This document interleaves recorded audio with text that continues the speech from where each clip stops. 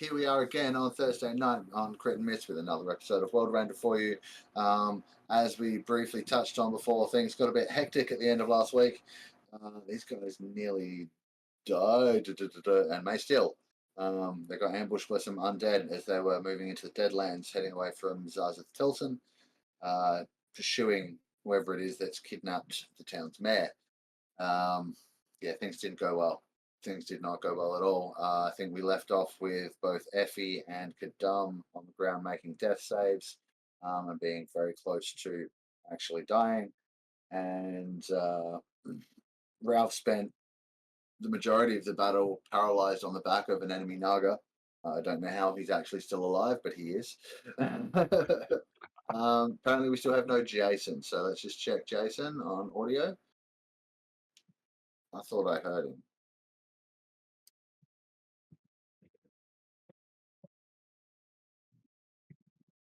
No. I mean, I can't hear him in Discord. So I just muted myself. Testing. Hello. somebody should message him and let him know we can't hear him. There he is. Yep. Yeah, he's there. Cool. All right. Awesome. So Jason's there. All right. So I am there. thank you. Yeah, you're there. I heard you. It's good. Okay. So, as this was all going on, the darkness that had been spreading across the land, it seems to be sourcing from Malachi's Rest, where the party is headed. A set of ruins up in the hills. This darkness and sort of like the spread across the ground of it sort of began to creep closer, and as it did, a rift opened in the sky, and you saw the image of a tiefling shrouded in shadow and all color. Like it's just grayscale. What you can see, whatever's going on behind him in this. Whatever's going on the other side, it's impossible to tell. It's just swirling darkness everywhere.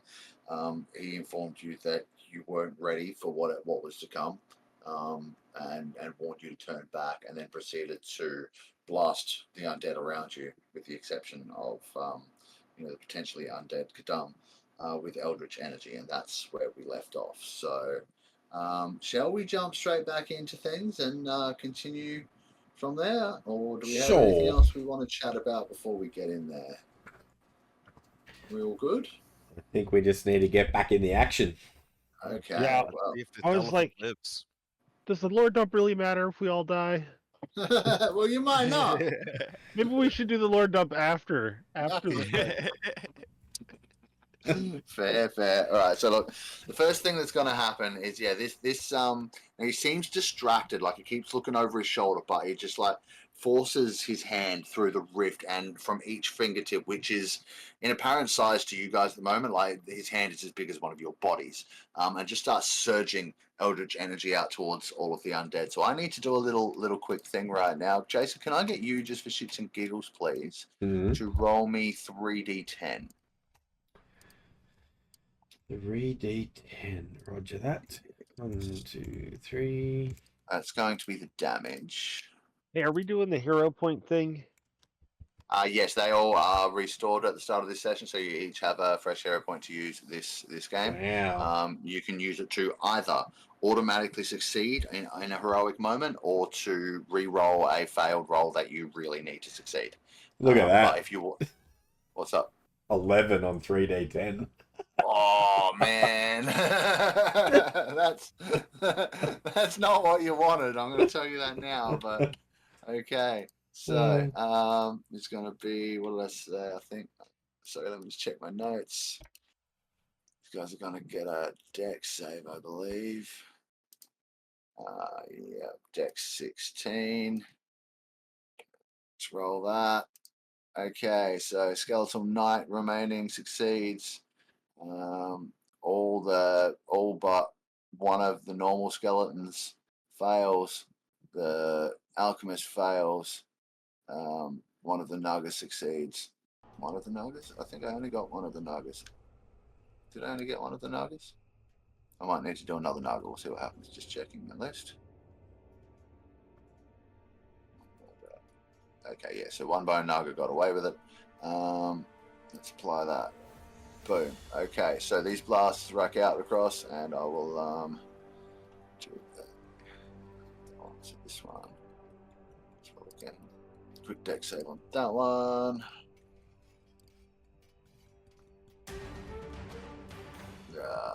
Fails. So it also takes full damage. Alright, so these blasts all strike out against all the creatures. Each one gets peppered 3 times. And some of them manage to duck out of the way a little bit. You see 2 of the skeletons, one on each of the hilltops, the right and left top. They pop. And then you can see he's about to rear back and do it again. And out of nowhere, you see this mechanical scythe blade that's wreathed in shadow just cleave him in 2. You see him fall on either side and disappear from the image. After that, you hear a gut-wrenching scream, some thudding, and so it's weird that it's projecting out of the field like this. This is not an ordinary happening. You're aware of this. Some thudding, and then similarly grayed out like this and wreathed in shadow and battered and bruised, you see a small halfling man with a tricorn hat and a bandana kind of around his neck. He looks out. He's looking frantically. He's almost as if he's out of time. Sees Ralph, locks eyes with Ralph if Ralph's at all looking. Focuses on the spear in his hand, or the long spiky thing in his hand, and just kind of nods, and then reaches to his side, and it's like he rips up out of the ground a long shaft of shadow energy and just hurls it straight out of the rift, and it smashes into Ralph, knocking him off the back of the naga and into the ground. He's just laying there sort of twitching, and the rift begins to close. Ralph, while you're on the ground. But I used my heroic moment not to get hit. Just kidding. I love it. But yes, thank you. Ralph, as you're twitching on the ground, you begin to black out. And as you do, things fade away, and you find yourself standing in a very familiar garden. This is the garden in your home. And standing beside you are a familiar-looking man with silvered hair and silver, almost reptilian eyes, and this small halfling man.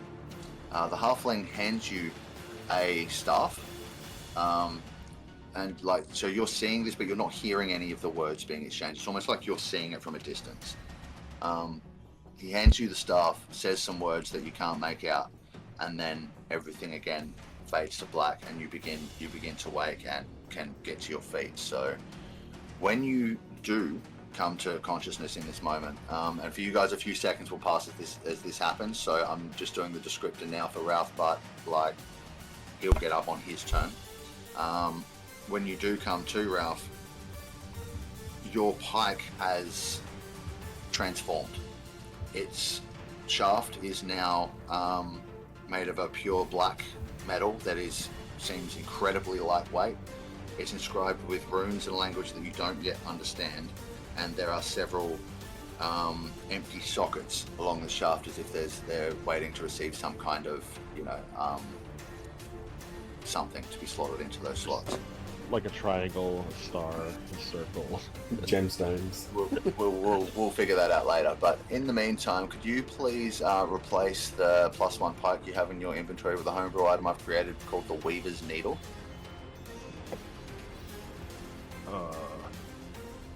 Yep. Excellent.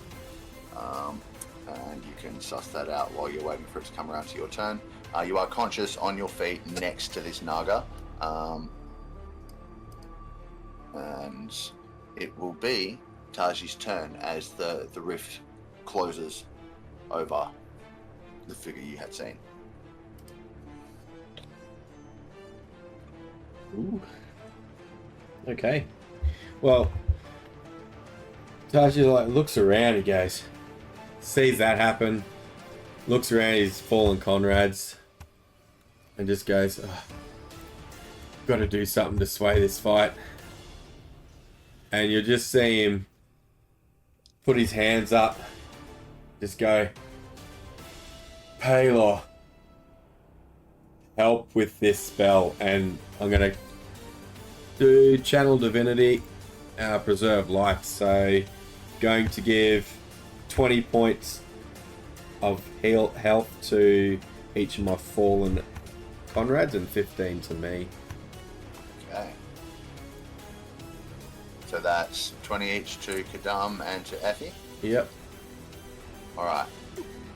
So Kadam, you receive 20 hit points. As you direct some of that energy towards Effie, Mm-hmm. You feel like it's for some reason it's just not going, and it gets bounced back to you. So you can take that 20 hit points for yourself if you like. As this happens, you see that the deck of cards that Effie and once Wallamir carried around has fallen from their pocket bag wherever it was kept, and it's kind of pulsing and glowing and sort of flickering in and out of existence. It's seems to be part of what's reflecting your magic back at you, and at the same time you can see tendrils of strange energy, not like the kind of stuff you're dealing here with the creep. It's more like I guess aquatic, like tendrils of water, I guess, reaching and sort of like wrapping themselves around Effie, slowly smothering her flame and just sucking her into the deck of cards, and it vanishes. Left in its place is what seems to be a much more ordinary deck of cards, not all gilded and stuff like that, like the old one was. Okay. With that, if I feel it bounce back, I'm going to can I just sort of use a little bit more force? I'll push 10 more to cut up. Make a religion check. 12 plus and you can. Do.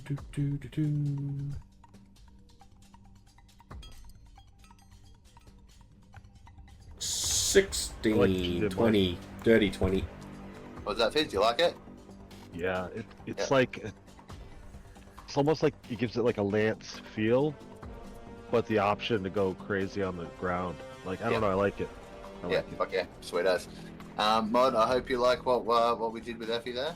We'll see you after the break and we'll have some discussion around that. In the meantime, Kadam, you have been healed for how many hit points was it in total, Jason? 30 now. 30 now? Yep, cool. It was 20 and then get an extra 10. You're able to share that around. Alright, so that's your action, I take it? Yes. And my bonus action, I'm going to hit the Naga with my spiritual weapon. Sure thing. Go for your life. I might as well tell you because we're getting, like on in the fight. It has an armor class of 15, so meat will beat that, and you get a hit. 17. Oh, wait. Yep, it's no longer concentrating, so it must have lost Shield of Faith. They just go, yep, absolutely, that's a hit. We're going to say, wait a minute, it's got Shield of Faith. It's AC 17, which you would have hit anyway. Go ahead, deal some damage. 7 damage applied. It's looking a bit rough now. It's not quite dead, but it's looking a bit rough. And any movement? Or are you staying there? No, I'm going to stay there. Okay. Skeleton turns. Okay, so we've got these two now up here because one of them's gone down. Alright, Ralph, while you're pondering whatever the fuck just happened to you, a couple of arrows are going to sling down towards you. They probably won't hit you though because these guys are a bit useless. A 10 and a 21, so that one might hit you. I'd like to argue I'm prone from a black thing hitting me in the chest and knocking me into a garden. Absolutely. Okay, which means they at disadvantage, that's a 9. And I'll roll disadvantage on the other one just to see if he breaks his bow. He doesn't, so all good. So they're done, you don't get hit. Good call. Love it. Alright, the skeletal alchemist and his mate. Alright, let's see what range we can get. That neither of them are okay, either one's disadvantaged. So just to be a little bit persistent, I think this one's going to keep trying to lob acid at Taiji. Disadvantage on the roll. That'll be a great big miss with a 7. So that's fine. I think, yep, that's good. I'm going to give him a 50-50 chance, odds evens on a d4 to hit one of the other guys instead. It'll be odd if he does. He got an even, got a 4, so it's fine. No, he just lands in the acid with that one. The other skeleton, check the range. Yep, arrow at Taiji as well. Because he's obviously healing people, and that's not good. Wrong buttons. There we go. Keep pressing the wrong thing. Okay, short bow. Disadvantage at Taiji. No, 10 is not going to hit. It's a miss, and well, it would be Effie's turn, but He's disappeared. yeah. So there we go. Skeletons. These three up here on the hill. Taiji would have cover, so all three are going to be firing at Kadam, who is just not stood back up yet, actually. So it's disadvantage or heavy cover. I think they're going to go with the disadvantage still and go at Kadam. So that's a 16, which I think is a miss. A nat 1, so one of them pops a bowstring, and from memory, another one has also popped a bowstring. So that one instead is going to start. In fact, with his friend that also did the thing, will be 40 feet down. They're both just going to jump down and see if they can survive the fall. Start clambering towards you. So 46. 9 damage each. So that one is kaput. And this one is also kaput. So they were not very smart, those guys, and fell to their demises. Bone Naga's turns. Alright, so the one next to Ralph, let me see, I think, seeing that it's now no longer mounted, it's used most of its big spells. I had to argue I was prone. Yeah, no, absolutely, man. You're absolutely right. Let's see what's that range. What would this be considered? 5th. Okay, so that. You know what? Let's try this. Let's try this. This Naga is going to attempt to cast a spell.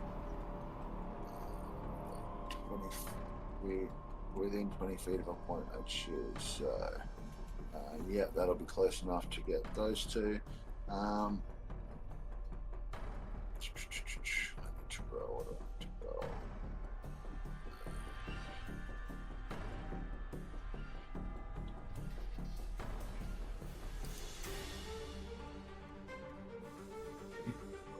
This.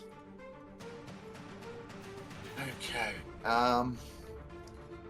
Kadam and Taiji, how many hit points do you each have? 30. I now have 42. You both start to feel your eyes sort of blink closed for a moment, but it's just a passing thing, and whatever spell this thing was trying to cast on you did not work.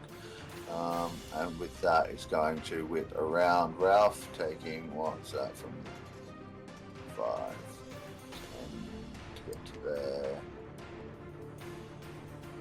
and to get to there, so that's 20 feet. How many does it have? 30. And another 10 feet this way. Now, Ralph, I would say at this point, getting close enough to your turn, you're starting to come to, and if and you notice this thing start to move away from you. So if you'd like to make op at disadvantage as it leaves your range, you're welcome to. Yeah. And it will count as with the new weapon, obviously. Then maybe this is what makes you notice that something's up with it. And you can automatically attune to that as well, by the way, if you wish. You don't have to wait. Okay, that's a hit. Disadvantage because you're on the ground, yes? Yep. Yep. That's 20. Still a hit. 7 damage. Boom. And this is undead. Right, so another d10. Nice. Nice. Boom. Oh, So what? 17? Yep. You almost cleave it in, just take your spear straight through one of its vertebrae. Like you did that way you hit it, it's just kind of hanging on by a thread, and you see it's still trying to sort of scurry away. It's nearly dead, trying to get back to its master. Nicely done. Kadam, your turn. I'm still seeing you at 0 hit points, so I might need a refresh. Yeah, I just refreshed and I'm still coming up as 0 to myself. I'm very confused. Alright, I might need to pull it. Is your sheet saying the right amount? That's correct. Alright, I'll clear that token and pull a new one out, and that should fix the issue. Get a new token! Get a new token! Get a new token! Calm down. Also, you are no longer raging because you were incapacitated, yes? Ah, yes, of course. So you're back to regular. Let's see, what conditions have you got on here? Let's see. Got a big red X on him. Oh, that'd be exhaustion. And yeah, good thing. You got 30 hit points. Yeah, there you go. Alright, go for it. Your turn. Don't forget the exhaustion. Okay. What level exhaustion are you at? Just one? Yes, just one at the moment. Yeah. So it's disadvantage on ability checks. Yep. Yay! God damn it. Okay. But, since it's my turn, and elephants actually shouldn't lay down for too long, it's very bad for them. So I'll stand up. I'll say, "Oh, that was close." And then I look over to where this Naga is right on top of him, so I'd probably better run in there. If I may, activate my rage once again. Sure, bonus action to do that. Let's get your aura thingy going on here. I'll just transfer it over from your other one. What was it, lightning aura, 10 feet?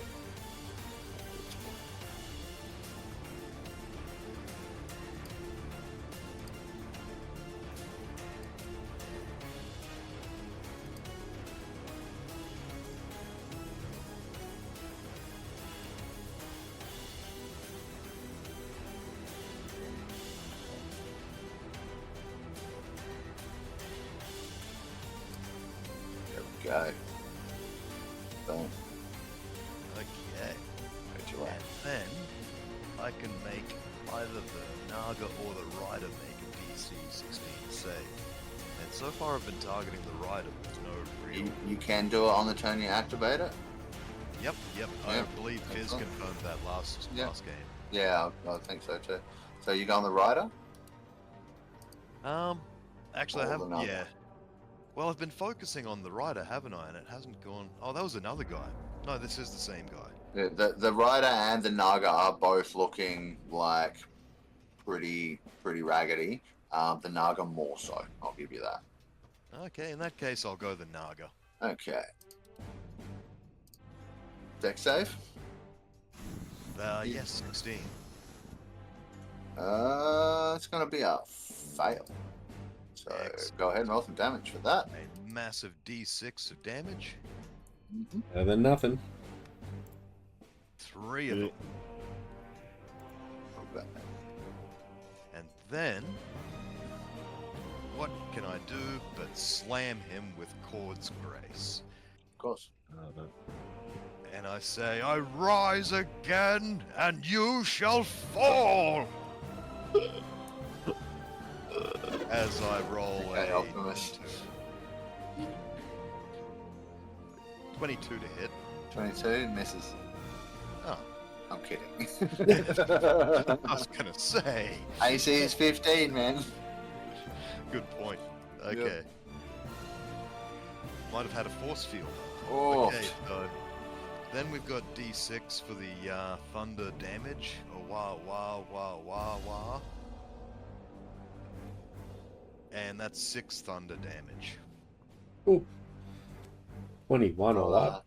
it's a little bit wasted, but I'll use that as the roll for the fall damage as Ryder takes when he falls on his fucking ass as you destroy this thing. Excellent, because I've still yeah. got 1 attack. Yeah, cool. And your target is now prone. But Excellent.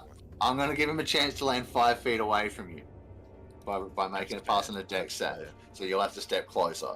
If he passes this, which he got a natural 15. I'm going to say he does, so I'll just move the nugget down here. He falls into this space. Do you have movement left? I do, yes. Then you can just step forward and smash him anyway. I'm going to step forward and smash him anyway. Yeah, with advantage because he's prone. Advantage. Good point. Yep. I even forgot to attack recklessly then, so I could have done did. it better, but... But, that, however, is going to be a miss. Your hammer clangs against his armor and sort of boop, boop, boop, boop, boop, boop, boop, kind of thing, but otherwise, doesn't seem to hurt him at all. Anything else? That's everything. I'm all Okay. used up. Good. It might be a good idea, though, to return me to the turn order. Yeah, I'm working on that right now. There we go. And the funny thing is, it's now his turn. Oh, hello. Yeah, it's also the other guy's turn, but we'll start with him, because why not? So he's going to use half his movement to stand back up, so he'll no longer be prone. And then he's going to hit you 3 times with his innovating blade. He's going to try. And rolls a nat 1 on his first swing, massively overswings and kind of lunges forward a little bit with it and loses his balance. Would you like to take an attack of opportunity? Oh, yes, please, sir. Go ahead. Oh, good heavens. 12. Heavens indeed. That'll be a miss. So he's now going to take a second swing. Very correcting. 17. Does that hit your AC? That's a hit. That is a hit. Okay, so you are then going to take 12 necrotic damage. And I was forgetting to do this to people I was hitting last turn. You cannot regain hit points until the start of this creature's next turn. And here comes its last swing. Tries to bring it down over top. Gets a 15, which I believe misses you. So I think it's going to be managed to step aside just in time. That will be its turn over. The other one that's running away keeps running, and then this one here can't get any closer to Ralph at the moment. I'm going to, at the end of its turn, give it another save to try and not be scaredy anymore. But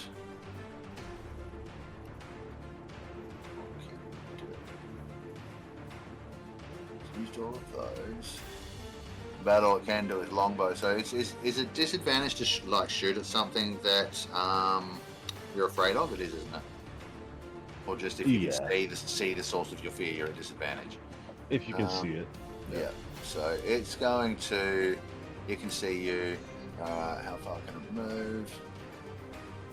30. So it's going to move 5, 10 to the edge of this. Take 2 disadvantage shots with its longbow at you, Ralph, and then it's going to attempt to start climbing this thing. It's going to be a 15, which is a miss, and a 13, also a miss. So it's going to attempt to climb up.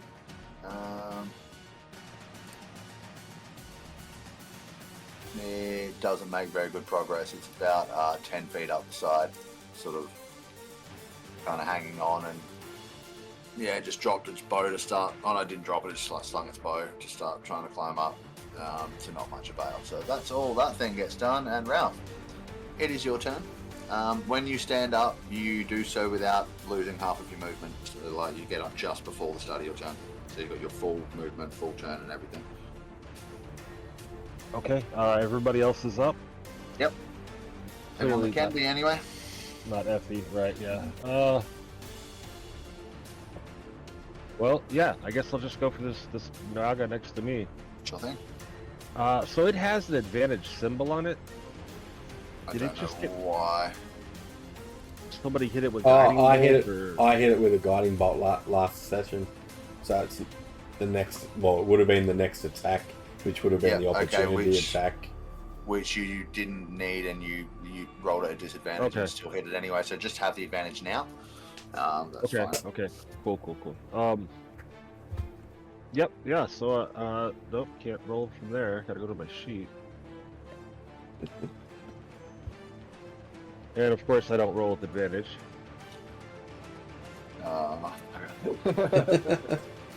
Nat 20 anyway. Nice. Nice. All right, so there's that. 21 regular damage and Wow. 17 radiant. Alright, so Fizz, you It's shove an this spear into this thing's back, right? I guess maybe trying to sever its spine, whatever, and like the spear just like digs into the bone, like straight in, and then begins to pulse with radiant light, and the whole thing just vaporizes the entire nugget. Okay. Yep. Well, I guess I'm gonna rush these guys over here. So Sure. 20, 25, 30. I can't reach. Getting closer though. Damn it! I have 10 attack or 2 more attacks left. Oh, man. Do you have throwing weapons? I mean, the spear. You can throw a spear, but well, I guess it's not a spear. Improvise. So it has a thing where I can go. Well, I know I have the shield on. I was gonna say I can do the bonus action and get the 15 feet at disadvantage. Yep. You don't have the shield on at the moment, do you? So. Oh, Oh, do. you're right. I don't. Yeah, because you Nope. took it off to fucking slide toboggan down the fucking hill on it. Oh, yeah, but I, Yeah. you know, yeah, I pretended I was like still holding it. I don't know. yeah, It was yeah. also jokey. I don't know what I'm actually Yeah. doing. I don't think Yeah, you're I was thinking- actually equipped with it, so I think you're fine. I was under the impression that with your shield, you'd actually decided to do the whole Sitting thing on it your thing. side. Yeah, so that your arm was actually still strapped through in. the shield, Yeah. and your body was wrapped up over the top of it. Yeah. Yeah, I remember saying that too. Like I was laying on my, but I don't know if that was a joke. Like I don't know if I was actually. Given that you're the one who said it, I thought you might know if it's a joke Yeah. or not. I think in this moment you can choose whether or not your shield is currently equipped. Yeah, you know how you stretch things to try to see. Yeah, let's hear me Yeah. out moments. Yeah. It was one of those. Yeah. I'll just say that I have it on and I cannot reach. If he's within Yeah. 15 feet of you, like the Bone Knight guy, if he's within 15 feet of you, oh, you're saying you have it on and you can't reach? Okay, sorry. Yeah. Yeah. Yeah, So no it's all worries. good. So Yeah. that I think ends my turn. Let me see if I got any. I have second wind, so I'll just do that. Sure. D10 plus 11, and that's the end of my turn. No problem. All right, Taiji. All right. You are up. 21 points. Nice. All right. So I have a total of 104. Yep. Sorry. You're right. Seeing my friend is still getting hit, I'm going to step up behind him, and I'm just gonna go, "You're doing a really great job," and touch him on the back. And I'm Sure going to give you 18, 19, 20 points of healing. no. Go ahead and mark off the spell slot, and absolutely nothing happens. Yeah, sorry, man. Yeah. No, that's alright, because that's what I would have done. Product Should damage. have paid attention. No, I know. Yeah, but I wouldn't have known that in character. There's no way I would have. Let's just say that the wounds are festering with necrotic energy. You maybe could have guessed, but anyway, now you know. Yeah. Seems wounds with that sword stop people from healing. Mm-hmm. At least while wielded by this knight. So that's a thing. Yep, That yep. was a good heal too. Yeah, I know. That's alright. And my it's sword is going to Yep. move forward as bonus action and smack him. Go for it.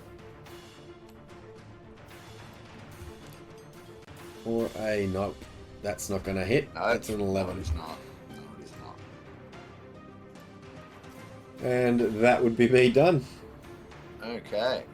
Onto some Skimellingtons. We've got these two up here that are going to start shooting down at you, Fizz. Yep. 21 to hit and 12. So hit and a miss. And that'll be 6 piercing, reduced by 3, so 3 piercing. Okay. Yep, that's it for those two. Skeletal Alchemist is going to keep lobbing things over at the main fray over here. This time I'll do odds and evens as to whether he's going for Kadam or Taiji. So odds will be Kadam. It's a 1, so that's odds. Rolling with disadvantage at long range. It's going to be not enough. It's a 10, it's a miss. And then skeleton, same deal, but he'll go for Taiji since his mate went for Kadam. And that's going to be a miss as well. No ones though, so no snapping bowstrings. And then the other remaining skeleton up here. Covered shot at Taiji's about all he's got. And just checking to see if that's long or short range. It's still short, so you'll get +5 to your AC. What's your AC currently, Taiji, normally? Normally 19, but I've still got the +2 on there, so... Yeah, plus cover, so he misses entirely, bounces off the rocks behind you. Bone Nagas, there are none left alive, so that can get removed. Kadam, your turn. Oh, yeah. Play. Yep, your turn. It's him after you, so yep. The turns are getting quicker. Okay, They are. so first he's going to be thunderstruck. Mhm. So that's another DC 16 Dex. No problem. He's worse at these than the Naga was. So let's see. That's a fail. So go ahead and roll some damage. 1d6. It's 6 for Trings. Jesus. 6 damage applied. Boom. Okay, then Getting there. I shall bring him down with my mighty hammer, and this Certainly time try. I shall swing quite recklessly. Okay, go for your life. That's dangerous. He's next. If you don't kill him, you could be dead. A dirty 20. That hits. Dirty 20. Drop him in the chat, folks. Oh, okay, only 9, but I get to add a d6 for the thunder. Mhm. Wow. That's a 9 plus 2 makes 11. Are you plus rage damage? Oh yeah, and Plus rage 3 at the moment, so 14. Thanks for remembering. Oh, good. He's still just hanging on to unlife. Good thing So, I couldn't second attack. yeah, you better hope you hit him. This might be a hit. Oh, yep, no, it is 25. Definitely is a hit. Go ahead, roll some damage. Can you finish him off? So that's 15. 15 plus 5, so 20 to the face. Plus your rage. Yeah. How's about it? Okay, so I will say the power of Cord compels you! And smash him. Yeah. And as you do, a bolt of lightning streaks from the sky and accentuates your hammer blow and pops him in the head. And he crashes onto the ground.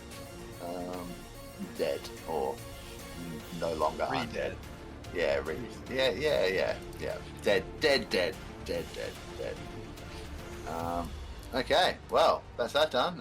Any movement or... That's a good question, actually. Movement. So that's all my actions and bonus actions. Yeah, you have still noticed projectiles coming at you from, like, most of the raised hills, like the 40-foot high rocks around, to over here to the south east, and then also to your northwest and to your northeast. Those ones seem to be focusing on Ralph, who is currently advancing on those two and the remaining knight. Can I see what kind of condition Ralph looks to be in? It's a bit tricky at this distance, but he seems to be have a bit of a, I don't know if spring in his step is the right word, but a determination about him. Yeah, he's certainly not holding any obvious wounds or anything like that from this distance that you can see. Right. So we've got just long range here, and him over there, going into another of these fellas while he's getting shot. So I can either go at the shooters or back him up in combat. And I think I'm actually going to do some shock tactics here and head straight for these bastardos. Okay, no problem. You can certainly do that. I don't know if that was the right move, but that is my move. And my We'll move is- certainly see. Okay, this one here sees Ralph coming. I forgot to give him a save before. Well, if you intimidated him, didn't you? So it was charisma based. Yeah, but it was also it wasn't like a feature thing. It was just Yeah, fun. I know. Okay. All right, I'm just gonna roll a. Yeah, okay. I'm gonna say he's not scared anymore. He got a 12 on a charisma save. I think that's good enough. He's going to, what is he, 10 feet up? Alright, he's going to try and climb back down, making athletics to make sure he doesn't. Oh, he rolled a 2, so he's going to fall 10 feet back down and land prone. So that'll be 3 damage. And land prone, so half his movement to get back up. That still puts him enough movement to move back into you and come at you in melee. So Fizz, he's coming back at you. Do you have the... I can't remember which feats do you have. Can you hit him as he enters your range? No, I can't. Okay. Alright, well he's coming at you. And he's got great sword. He's out of magic to start do all his fancy smitey things, so it's just literally smashing you with a great sword now. And he gets 2 attacks. I lied. I do have it. You Called do? Hold the Line. Yeah. Okay, cool. Yeah. Okay, so I get an attack. That's it. Yep. Okay, go for it. And do you have speed to 0 if you hit him? I missed. Missed. Okay, never mind. No, I don't think so. I So don't know. I'll look into it. yeah, he'll sidestep your jab with your pike, charge up into you, and slash you with a 23 to hit with his greatsword, and then follow up with a 11. So he'll only hit you once, and that'll be for 10 slashing damage reduced to 7. It's not a magical weapon without his spells imbuing it. So that's him done. There are no other knights left on the board, so other than the other one that's running away like a little bitch. And so, Ralph, it's your turn again.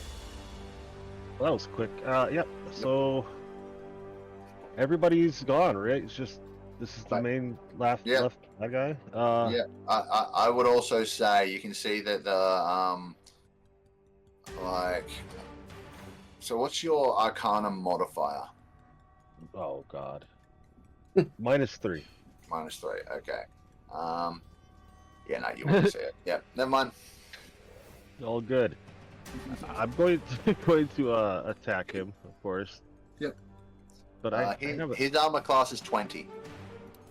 You Okay. notice, actually, what you do notice at this closer range is that the armor he's wearing, it's like a suit of full plate, but it's made from like polished and crafted bone. And it looks really, really nice. Like it seems like it's going to be tough to get through. Okay. Yep. I'm just going to attack. Yep. So here's an attack. 19. Let's see. Yeah, that is not a hit. A Okay. 23 is, and a looks like 26 2 is. Yep, 2 hits it is. Rolling damage. And 2d10 radiant coming in. No. 7. No radiant damage. Oh, he's not undead. But you do notice as you poke through his armor and pull the spear back, there is blood on the end of it. Okay. So -14. Yep. Yep. All right. Well, that's it. Oh, no problem. That brings us to Taiji. Okay. Right. Well, seeing that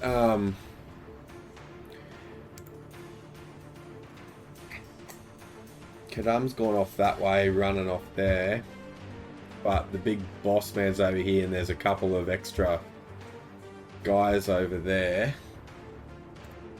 Oops, wrong one. How far does that go?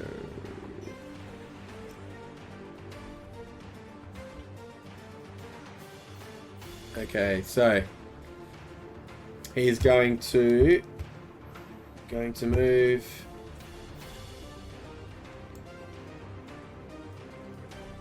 up this way. 25, 30.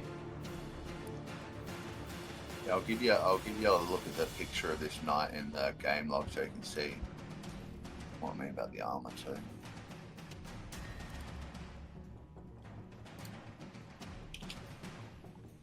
My game log keeps scrolling the wrong direction.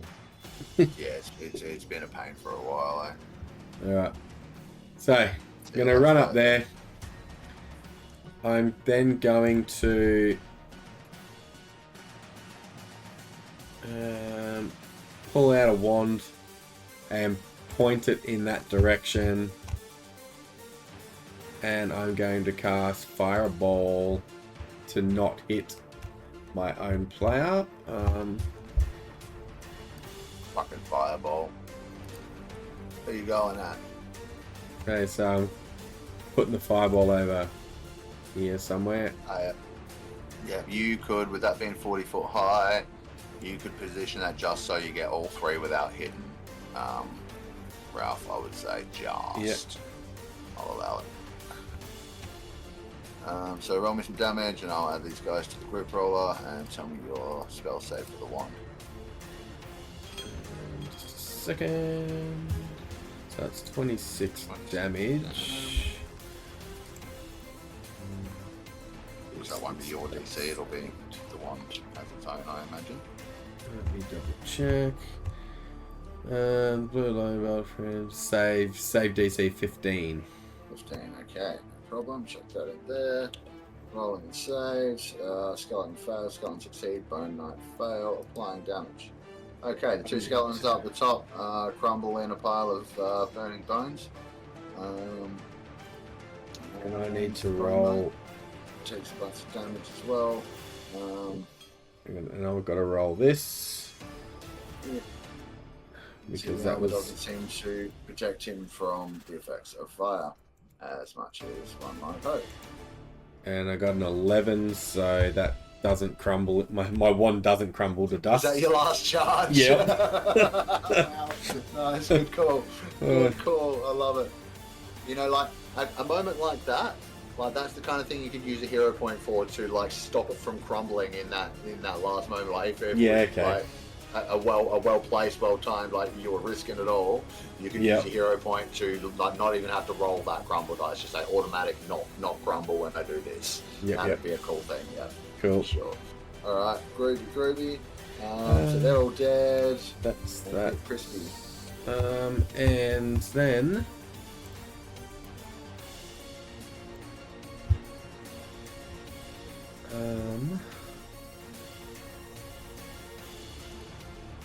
Now, that's just an action. It's not a spell. I can't remember what we said for that. It depends on how it's worded. Yeah, I'm just going back into it. It probably says you cast the spell. While holding it, use an action to expend one or more of its charges to cast either a green flame, fireball, or blue. Yeah. So yes, you have cast a level spell. Okay. Oh my god, Jeffrey. Everyone in chat takes psychic damage from ComradeElric.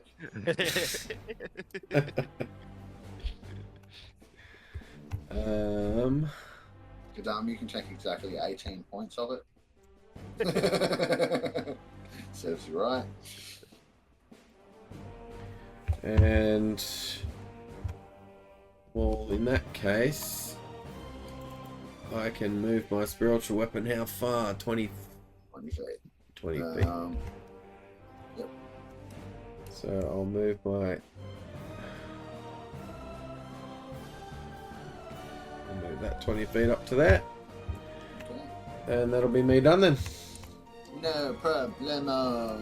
Okay, so all of them are dead, so we can take them off the list. So, Skullful Alchemist and his buddy with Kadam now running up towards them, looking to be a bit panicky.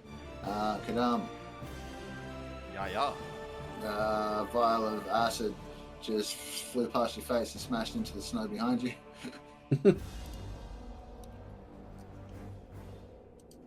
Oh dear, I didn't get hit though, did I? And no, you didn't. And an arrow goes tink tink tink down the rock wall in front of you as you hear a twang, and the bowstring on that guy's bow snaps. It kind of shakes its head at itself and takes itself back. You can't see it now. It's pissed off to the back of the thing. Like, you can see the top edge, but you can't really see up a 40-foot thing, right? So it's run away. Yep. And I just remembered it doesn't matter that I didn't get hit because I hit someone last turn. That's why I couldn't act. Yeah, and you would also have until the end of your next turn to do some damage, or okay. Like if that turn ended, so would without you taking damage or attacking something, so would your rage. Like you get the turn that you're in, ground can go by, and then your next turn at the end of that if you haven't done anything. So you kind of get 2 turns. All right, so other skeletons. There's one left up here. About all it can do is a long range shot at Taiji from here. So that's what it's going to do.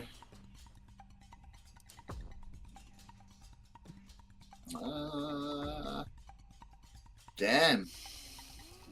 Look at the rolls. Nothing, misses wildly. Kadam, it is your turn. Okie dokily do. Have I got a move for you?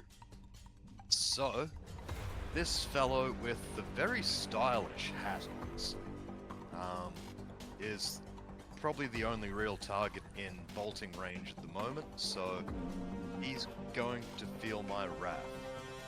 How high up of the rock is he? 40 feet up. You're going to have to move up there, yeah. Oh, so I won't be able to reach him, because, like, I mean, 15 from there. It's just going to be 10 to the edge and then 40 up, so 50 feet to get to the top. Yeah, and I've only got 45 feet of movement. Okay, so you'd be able to get him into your aura's range, I would say, but not melee range. Well, because you can just stand like sticking out the side of the hill, right, with your feet flat on the side of it. So you can just the aura will wrap around you and zap, but hitting him won't be a thing. In that case, I guess I'll have to have him make a DC 16 Dex save. Sure. He gets a nat 1, so I'm going to say he fails so badly that this does double damage. Excellent. Roll 2d6, shall I? Or is it no, just roll 1d6 and I'll double it. Double it, gotcha. Yeah. So that's 2, which goes to 4. Yeah, no problem. And, 4 damage. What's up? I just remembered I can action dash. Oh my god. Yeah, you can. I'm going to use my action dash to get Trunk to Black of a Nose with him. Sure. I was going to say nose to nose, and then I remembered halfway. Neither of you have noses. Yeah. Well, I have a nose. It's just bigger Very long. than your average, you know? Yeah. Alright, well then, that means it's the Bone Knight's turn. And he's starting to panic a little bit because all of his help is just about been decimated. I think. Let's see. Yeah. He's going to disengage and run 30 feet in that direction. It's his turn. Ralph, you're up. Well, everybody's dead over here. Oh no, he's over here. Yep, I'm on him. Yep, go. Going to attack. Here comes 3 attacks. Miss. Yep. Hit. Yep. And a miss. Dang it. Doing 12. Okay. No problem. 12 damage. Blood. And with that one, like you get him because you might have gotten him in the kidney or something, because like gouts of blood start to spurt out of that wound, leaving a trail of red as he continues to run. And you chase after him. So yeah, that's hurting. He's starting to bleed now. Not just the little bits you're seeing on the tip of your spear when you stab him, like he's actually broken a bit on a couple of wounds. Alright. Taiji, your turn. Alright. I'm going to move up this way. And I'm going to look at the guy running away and see my mate chasing after him. And go, oh, let's try and make this easier. And I'm going to cast Hold Person. Okay. So Wisdom 16 save. Pop whole person through the game log for me. If it'll work. Yeah, if not, I'll just. No, there's no link up there anymore to send it to Galan. Must be the whole problem with the combat log. You haven't gone close enough to it to distinguish it from being undead like everything else, and you would know that Hold Person wouldn't necessarily work on an undead. It says a humanoid, that's a creature type, not just a creature shape, you know what I mean? So you might assume that Hold Person wouldn't work on it because it's undead, because you haven't been close enough to it yet to know that it's not. Okay. Yeah, so you might want to choose something else to cast. Okay. It will work, but I'm just saying it might be a bit meta to cast that. Yeah, because his armor's all bone. Because And, for all intents and purposes at this distance, he appears to be undead. Mm-hmm. And everything else you've been fighting is, so, you know. Yep. Okay. Let me instead then. That being said, actually, roll religion. Roll religion. Okay. You might be familiar with, like, humanoid, you know, fucking, like, dark paladins or something being a thing. 13. Yeah, look, you know what, I'm going to allow it. I'd say you might know that this is a possibility, but it's a risk. You know this might not work because it might not be one of these things, but it's possible that this is like some kind of Oathbreaker paladin or something that you might be able to effect the spell. So if you like to still cast Hold Person, you can. Yep. Okay. Let me just. Yeah. Well, I probably would anyway, just because I think I know he's the boss. Yeah. And normally. Yeah, often packs of undead are led by, you know, humanoids that have summoned them for power or whatever. So. Yeah. So I've cast that. So Wisdom 16. Wisdom 16, no problem. Incoming. Yeah, it's a 23. He's fine. Nice try. That's all right. And then I will send my sword 20 feet that way. Sorry to go through all that for him to just pass the save anyway. It's all right. That's what we're here for. Yep. All right. That's it. Skeletal Alchemist turn. Oh, hang on. Yeah, no, that's all right.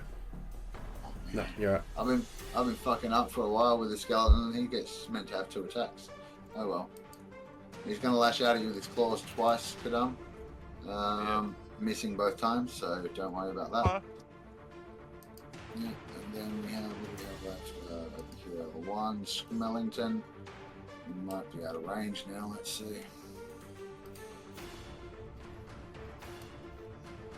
Or just still in range on Taiji for a long range shot. Just. So let's go. Disadvantage short bow. Oh no, he's got 320, not 120 on that. That's fine. But it's made to hit, so that's that one done. And Kadama, back to you.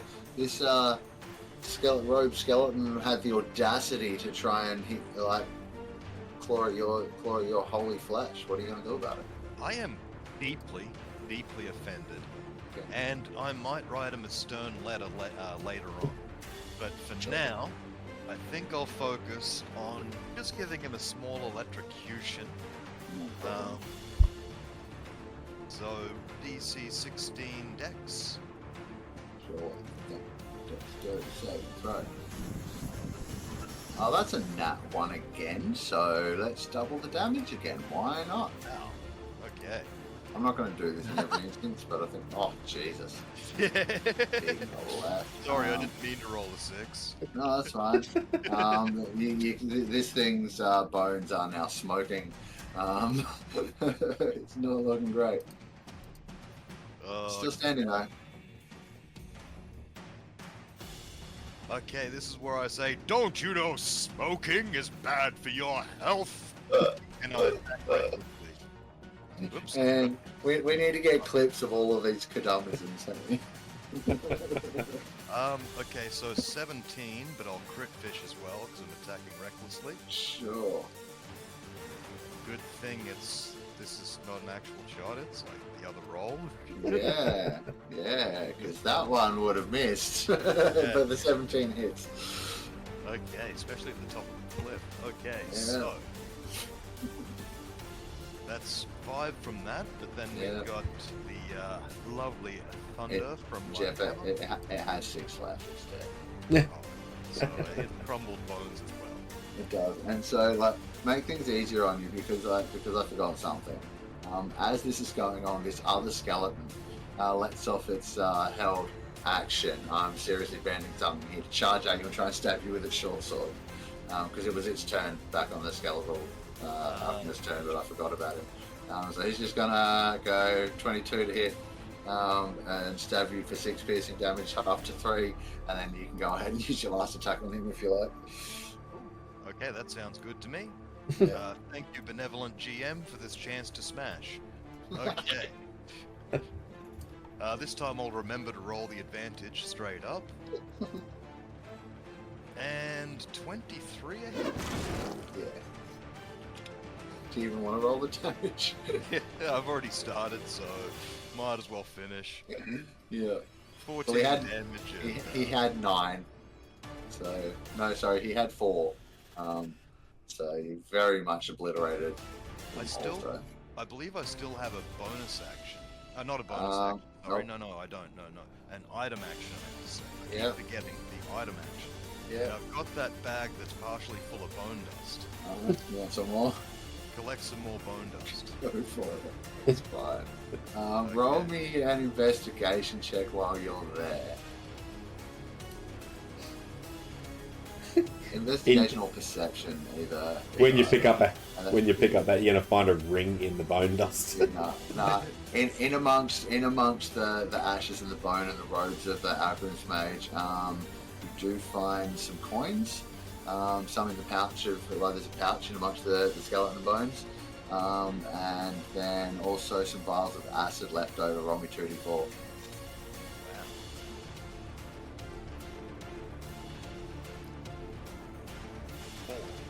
Alright, you find 4 vials of acid in a bag that was tucked up in his robes. You find 19 silver, 5 electrum, and 11 gold.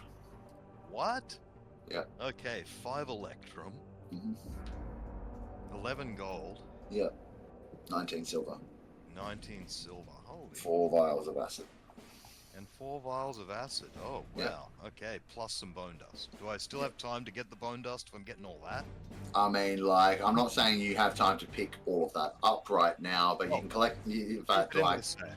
yeah, like that. Yeah, just scoop it. That's what gets scooped. All right, Gotcha. cool, done, easy. And then it's me. All right. Well, in that case, it's the knight's turn, which is currently trying to run away from Fizz. I think it's going to keep trying to run away from Fizz. This time, I'm just going to have it run north because we've got space that way. It'll be leaving your range, Fizz. It's not going to disengage, so go ahead and out. I missed. Yeah. So then it goes 30 to there, and then dashes, so it's 45 to the edge of the board. By the way, I do stop them at 0. Oh, you do? Yeah. Yeah, okay, cool, good to know.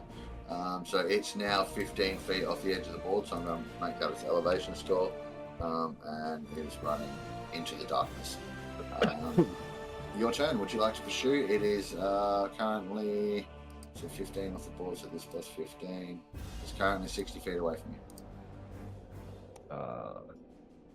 you. Yeah, why not? Yep. Because I'll keep getting an A up. So yeah, I'll just run to him. Yep, cool, no problem. At this point, what have we got left? A single skeleton. I'll say that can be easily popped, and just this chase. So let's do this chase. So go ahead and roll an A up as he runs away again. All right. Like you'll get to him, it'll come around to his turn. Yep. He'll try and run. You'll hit. He won't be able to move now. 7. So you'll do 7, and now you'll get to have your 3 attacks because or have a whole turn with him right next to you because he can't move. In amongst there, I'm going to hit him. I'm going to try and hit him with a guiding bolt because that's Sure. well within range of that. All right. Well, Fizz, take one of those misses and re-roll it with advantage if Jason succeeds with this guiding bolt he's about to do. So another 7 damage, Jason, to a guiding bolt. I missed. Guiding. Well, anyway, If you Jason, were- yeah. 23 to hit. Well, that would hit. And that is for 16 damage. Okay. And then he'll get back around to his turn. He's looking very, very nearly dead. He's gonna he's just got to try and avoid the AOP and try and get away. How smart is he?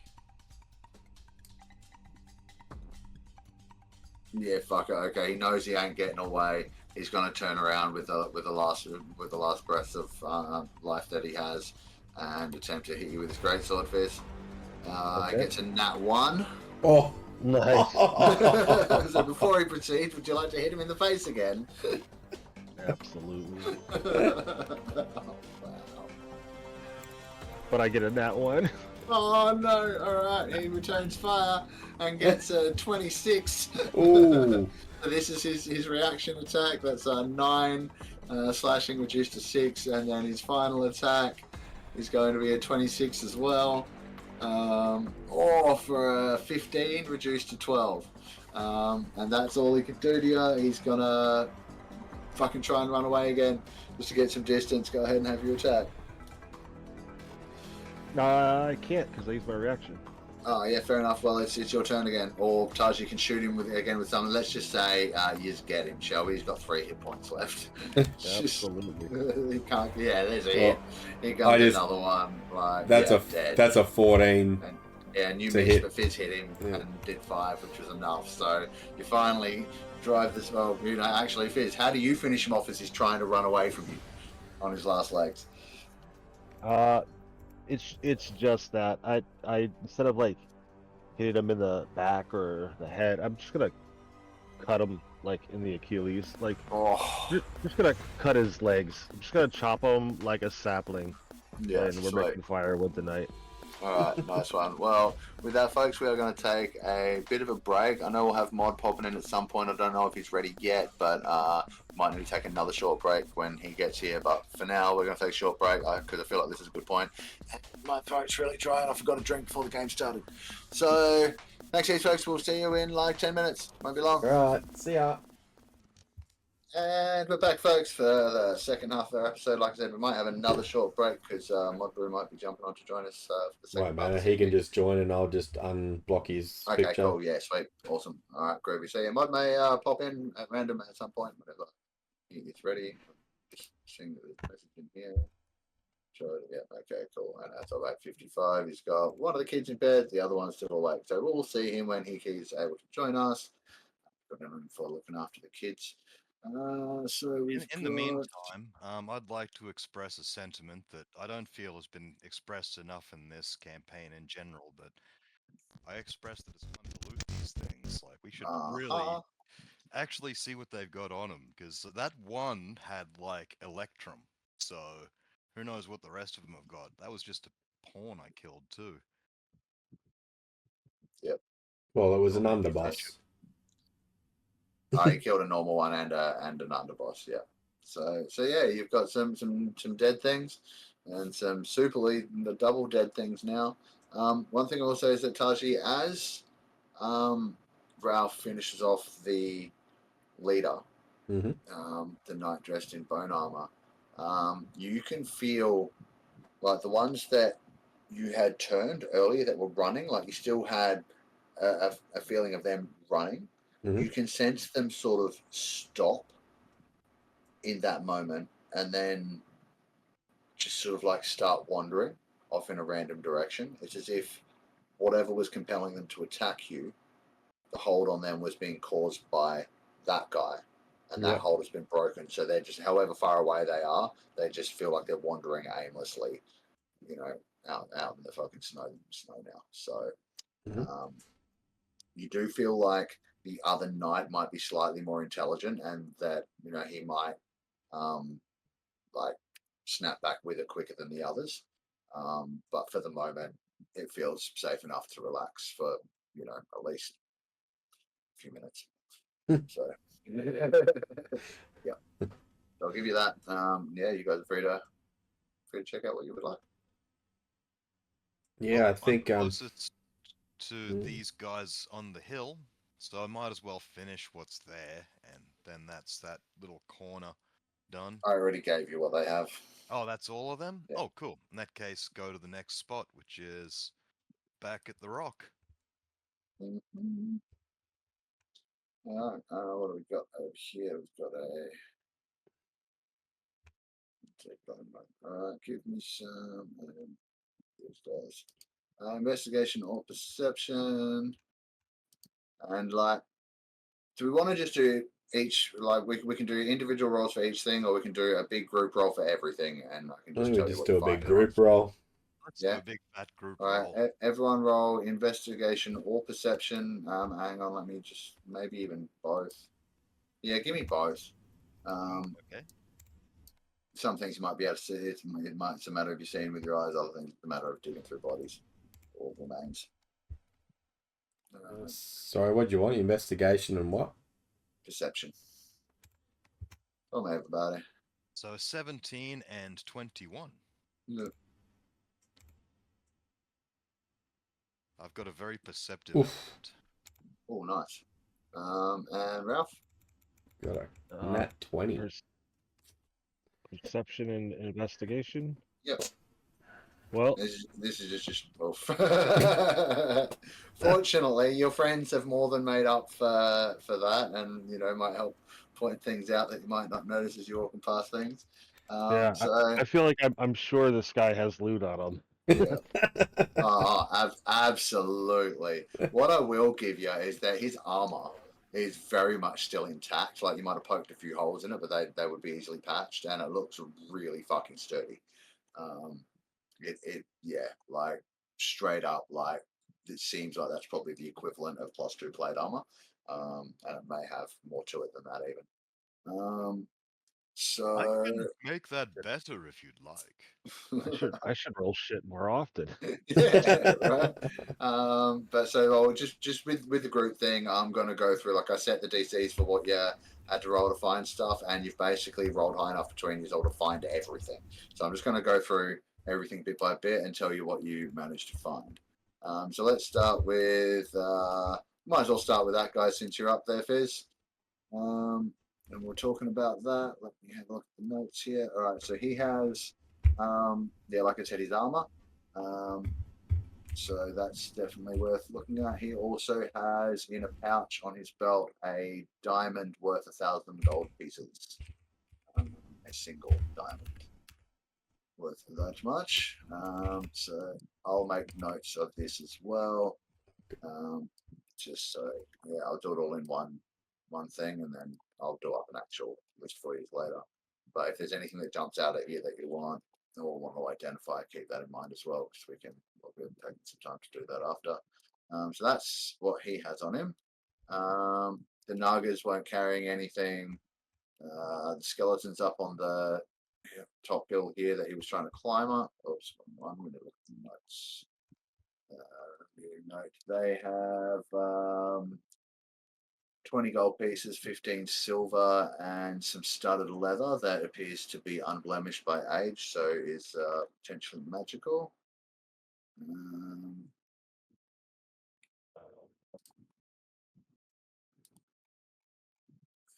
One's up on this hill. That's 10 gold, 28 electrum, and some quite shiny chainmail. He didn't do a better job of keeping them undead, right? And then this guy. Okay, so I need a 2d4 roll from somebody, please. Not it. Okay, I'll volunteer. You do it? We have a 5. That's another 5 vials of acid if you want to just add them to the ones you've already found, Jeff. Ooh, okay. and we can split whatever up later.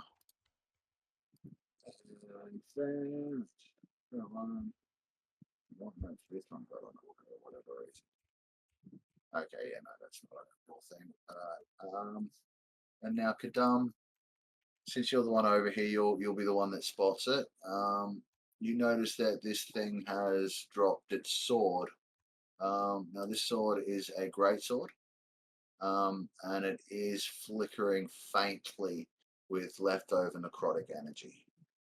Oh, may I please attempt to Arcana to try and understand? Do you have the identify spell? Because otherwise you're like a barbarian, a pretty low level cleric. You can definitely tell it's magical. In order to identify it, you either need the identify spell or you need to attune to it over a short rest. You're not going to believe this. I've got the identify spell. Well, if you would like to cast identify on it, you may. There's also three suits of armor that would be worth tossing out. I've got identify as well, so. Okay, sweet. So if you want to spend spell slots, you can do it like as an action or whatever it is. If you want to spend 10 minutes ritualing for each item, you can. Keeping in mind, you might want to do that somewhere safer. Now, we're not done with what you find. Let me see. There's also, and this is just randomly in amongst different, maybe the Minotaur skeletons had a couple of these things. You find a javelin of lightning, a vial that contains some kind of. I should be more descriptive with this and less and make you actually identify things. So, but I gave that one away. So you found a javelin of lightning. That's a freebie. You found. Advocate, me being like a total. Yeah, you spotted it. You're just like, what that is. You spot it. You get a. It's a vial with some oil in it. The oil sparkles with tiny ultra thin silver shards. So you can figure out what that does. And then there's also where Effie / Wallamir's ornate deck of cards was. There's a small deck of what look like parchment cards. You're not sure how many are in there at this stage or exactly what that, but it looks fairly plain, but not being disturbed by the snow or anything like that, like not getting wet in it.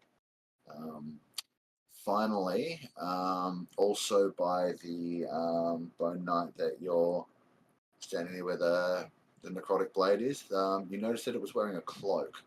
And this cloak is it's kind of giving off a faint warmth. As you know, like it's warm to the touch, and the snow underneath it is beginning to melt and has a faint smell of sulfur. So there's also that. So those are the things you find. I've written them down so we can total you. Oh, sorry, no, there was. Dang. The actual Minotaurs list. Also, did I zone out or just not hear any gold and stuff?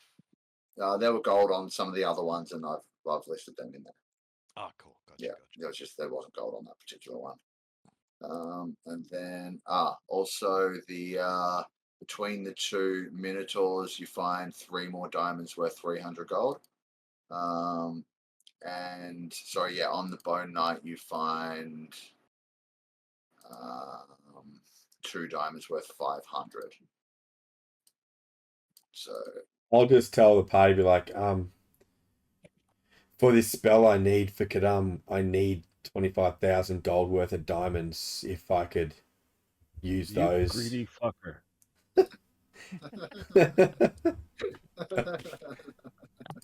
They're not for me to spend. They will actually get disintegrated. I'd like to go on one adventure without a frickin' rogue. And then how would we be able to get into locked doors? There's no rogues here. It's called the Knock spell, Jeff. Much more successful at opening doors than any D&D party I've ever seen. Right. Yeah. Good point. Yeah. But that's a spell slot, though. Spotting the door is another thing altogether. Avoiding the trap, like assuming there is a trap when there isn't. Oh, that's easy. I'll just take a Don Calamari character. Yeah. Sure. How much do you need? 25,000 in diamonds? Uh-huh. Mm-hmm. That's what the spell I mean, it's a 9th level needs. spell. Yeah. Yeah, you need a different god. That's the base cost for the material That's- components of True Resurrection. Yeah, By that that's time, we could just just like make a new friend. Like, blame the fucking player's handbook for that one, or the TMG, whichever one it is. yeah, that's the base. Where do they and put he's the letting spells? he's letting me upcast bloody what I can only cast 6 level spells at the moment, so he's letting me upcast it to 9th for the normal cost. Like, you can't even cast that spell until 9th level, like spells, right? Like, I mean, you're level 17, I think, is when you'll actually be able to cast that spell. Mm. Oh, by the way, now that you've all survived, all those of you that have, can advance to level 12. I don't believe it. Yay! Yeah. You're going to need it. Thought it'd be nice. Yeah. Why didn't you tell us we were going to advance? I did. He did. I know. I know. I'm just being. So, Oh shit! being that I did, what's everyone taking at level 12? Hilaricio. I'm taking a moment to look. Sure. Oh, I love it. think I I love actually- it. I've seen the message too. That's the worst part. So are you guys gonna like stand around and identify your items while you're here, or are you gonna take No, them with well- you and figure it out later? I'm just gonna say, like, obviously that thing's just told us that we shouldn't go any further till we get a bit stronger. Maybe we should go back to the town, That's regroup. just something a lich would say. That wasn't a lich, though. How do you But- know? Well, it didn't look undead as such. Yeah, it looked more like a devil, actually. Yeah. Yeah. So I mean, Kadum doesn't look like it undead either. To be fair, he's No. looking Well- a little more pale than he did yesterday. I'm quite happy to move on if you want, but It may be a good idea to seek shelter and then take some time to sort through these items and perhaps plan whether we should hurry back or hurry forward. so find a cave or something around here. The mouth of the tunnel that left the passage from Zaz of Telson is just back up the hill that you guys took Balkan down. Up So the hill, though? yeah, but you know, I mean, it's It's- a warm it's- bed. yeah. I mean, yeah, a couple, an hour back up the road, there's warm beds. Like it's up to you. I mean, yeah, if we're gonna Jesus. regroup, we should head back to town. I think. Then it is decided. How far's the town from here? Like an hour tops. That's only because we have to walk up the hill. Well, I can get us back there straight away, but Yeah, you can, but wanna it's, use it's spell not slot? like it's an. I mean, if you're gonna rest, you can keep doing it. Like it's just a spell slot, right? yeah. Now that so like he can literally just teleport you guys back to just outside the temple. Yeah, Like, Feels like that's cheating. I'll just especially when you consider we have to carry all this stuff. yeah. yeah. I'll You just just like- pick it up one time and then I'll just tell we're everyone there. to come in close, stand next to me, and I'll cast my I'm not willing. recall spell. Well, you can walk back. Alright, so That's Ralph fine. gets left behind, and has to walk an hour back to town. Yeah, trust has got to be earned. I'll be not willing. All right, well that's fine. In the hour you're walking back to town, Fizz, what of the magic items are you taking with you? You can identify one of them as an attunement if you would like, or it's just you don't have to attune, but you can spend time with it. Okay, figure it out. I mean, most things will be like that. I mean, the only things I paid attention to were the armor and the diamond I found. Yeah, Right. sure. So like, I imagine that's what I would have on me. Yep. All All right. Well, in yep. that hour, I'll get you to give me an Arcana check. I know you're not great at them, but if you do really well, I'll give you a little bit more. what I was going to otherwise. Arcana. That's about as good as it gets. What'd you get? A 6.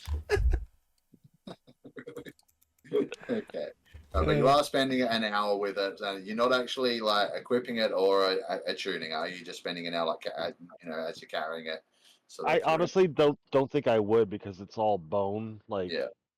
to me, it's evil, and we should probably bury it or like take it somewhere to be like Yeah. uncursed. Yeah, like Well, what you can determine from it at the very least is that it definitely has a magical vibe to it, and a powerful one, um, like, and that it may even, like just the way you're carrying it. I guess maybe as you're trying to grip bits of bone where you think there should be a gap there that I can get my fingers through, like you can't. It's like it's almost as if it's almost a miracle that you managed to get a piercing weapon through it at all. Um, so it's like it might have some innate resistances and things like that. That's about the best you're going to get with that. As you walk Sounds into yeah. like that, a real trick. an identify spell or a tuning tool will give you more. Okay. Yeah. Yeah, Yeah. plan on Well, getting back to town. I'd take it to the blacksmith, but Yeah, sweet. once we're back in town, I'll just tell the party like I don't know Kadam can do it yet, but I'll be like I'll identify anything that we need to. Yeah. Just I give can me do it some yet time. too. Yay! Well, before we get too carried away, let's go and have a look at town for the minute because you're coming in from different directions, effectively. Bring us back to Zarzeth Tilson, and the scene here has changed a little bit. You did get my messages, didn't you, Fizz, about Bucket and such? I did. Yeah, cool. Yeah. All right, sweet. All right, so I'm actually gonna give you guys your own tokens on this one now because we're in different places. So Ralph, you're going to be coming in at the top where the Worldrender token is, so I can delete that. So you'll be coming down the road up there, and the rest of the other two will teleport in down here where you set up the shrine. Taiji, you're cleric Taiji, aren't you? Mm-hmm. I'm just going to pull out the one that's got a token, and you can deal with that. Mm-hmm. So you guys boom, appear there. Let's get rid of Kadam's aura for now because he's I hope not still raging. So you guys teleport in at the temple up there. You find no one hanging around outside, and the temple doors are closed. And you can still see that there are some flying We can't kobolds see perched the on the map roof. yet. It's not brought you over. Oh, I've not brought you over. My bad. But yeah, anyway, so you guys can see on the roof of the temple there are still some winged kobolds, like militia kobolds, that are standing watch. But otherwise, there's no one there. And there doesn't appear to be anyone really on the street either, from what you can see. But you would have to probably walk down the road a little bit to be able to actually see what's happening. Fizz, for you come down path and you can see that a crowd has gathered on the other side of the bridge, like in town, in between the big statue and the bridge that leads north. They appear to be all armed militia, and they appear to be preparing for something. And the leader of the King's Guard, Jaxie, the one that came back that was like wounded, that came back and told you about the trail to follow, he appears to be at the head of that pack, sort of, discussing with them.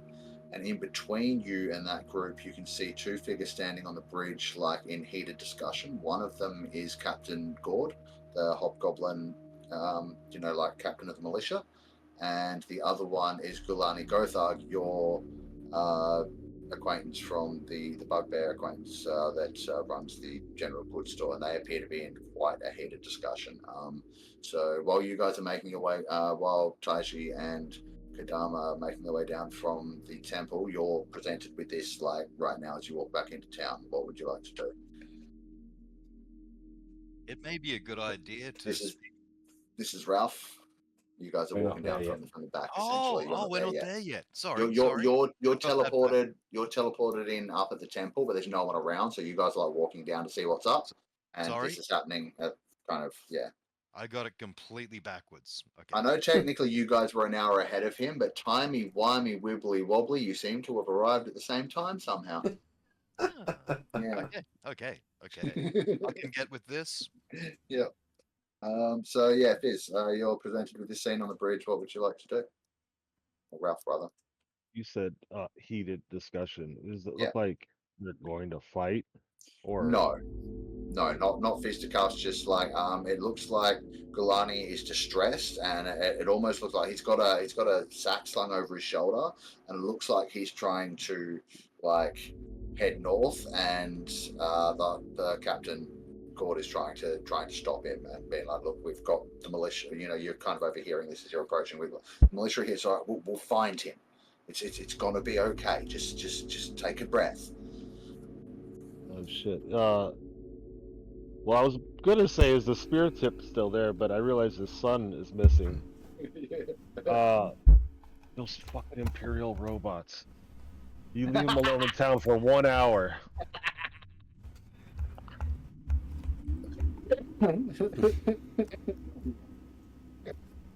So are you approaching? Like, Sorry, yeah.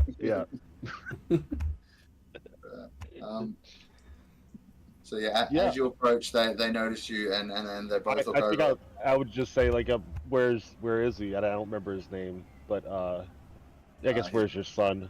His name is Robar. He Wait, his name's Robot? Robar.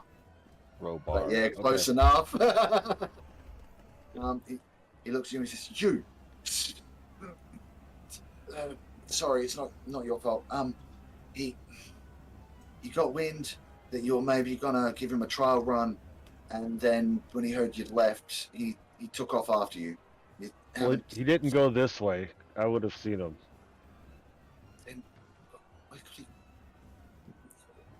Maybe he's at the blacksmith getting equipped. Or maybe he went up to the temple to pray. And I'll just try to like soothe him, you know, like it'll be okay. We'll find him, you know. All right, make me a persuasion check. Oh, I got that. That's something I can do. Yes, you can. Sometimes. Yeah, look, that's good enough. What's the D4? I get a D4. It's one of those weird racial. Oh yeah. Cool. Well, in that case, yeah, with that, he's gonna seemingly calm down a little bit, and he's gonna look over a little bit sheepishly at Captain Gord, and then just be like, "Maybe you're right. I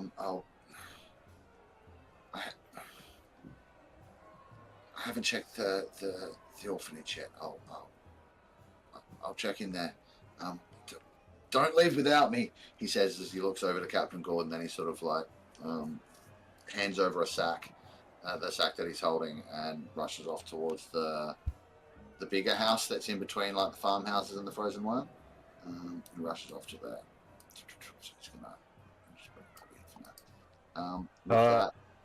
Have they checked all the basements, right? Like, well, I guess he wouldn't be hiding. I don't know. Yeah, like you're not sure. But Captain Gord will turn to you, like, "Oh, you're back. Did you? You can't have found the king already. Where are your friends? Did you see Akak out there? We have." I haven't seen it. I'm currently dragging this like large suit of armor, you know, and Scratch the last line about "Did you see Akak?" Sorry, I didn't say that. Oh, then what was the other line? It was, "Have you found the king already? Like, are you back? Where are your friends? Like that kind of thing." Oh, and I don't know how to explain this. I think I would say, never be willing, and just walk past them. Cool. So you do that and start to maybe like shoulder your way past the militia who are all giving you some odd looks. They're not quite sure what's going on. Like they were getting ready to follow you out there and help. Oh shit! But as you do, it's rough out there, guys. As you do, you can see Akak perched on top of the giant statue. And Kadam and Taiji, you'll be coming down the path at around this time as well, so you'll see all this going on. I'll just move you up to here, and you'll be able to see Ralph moving down from where he is too. And so at the statue, you've got Akak sitting on top, sort of like pointing and giving instruction. At the same time as you've got Ferric, the blacksmith, sort of pointing up from down below, giving similar kind of instruction to the priest, who's like climbed out on the dragon's arm and is reaching for the spear tip with some kind of tool that he seems utterly unfamiliar with, trying to like undo some fastenings or something that appear to be up there. And this is the scene that you'll see as you come around to that. A fist holding lighter? Never mind. Where are you guys? Jeffrey. So there you are. We're down the bottom. Other side of the statue. Got it. So did you actually get all that about Akak and Ferric and the priest? Akak is back. Akak is on top of the statue, like perched up, like he was perched at the back of the cave when you first met him, on the head of the statue. And then Ferric is at the bottom in his chair, and they're both like pointing at the spear tip, like giving almost conflicting sets of instructions to the priest, who's like precariously hanging from the arm with a tool that he appears to be unfamiliar with, trying to work on some fixtures, like to detach the spear tip from the statue itself. And that's the scene you'll come across as you walk down. And Ralph, you'll kind of see this from the back as you're around the pack of these guys, and see your friends coming down the path, and this going on at the statue. I would like to shout. Go ahead, Elric. Go ahead.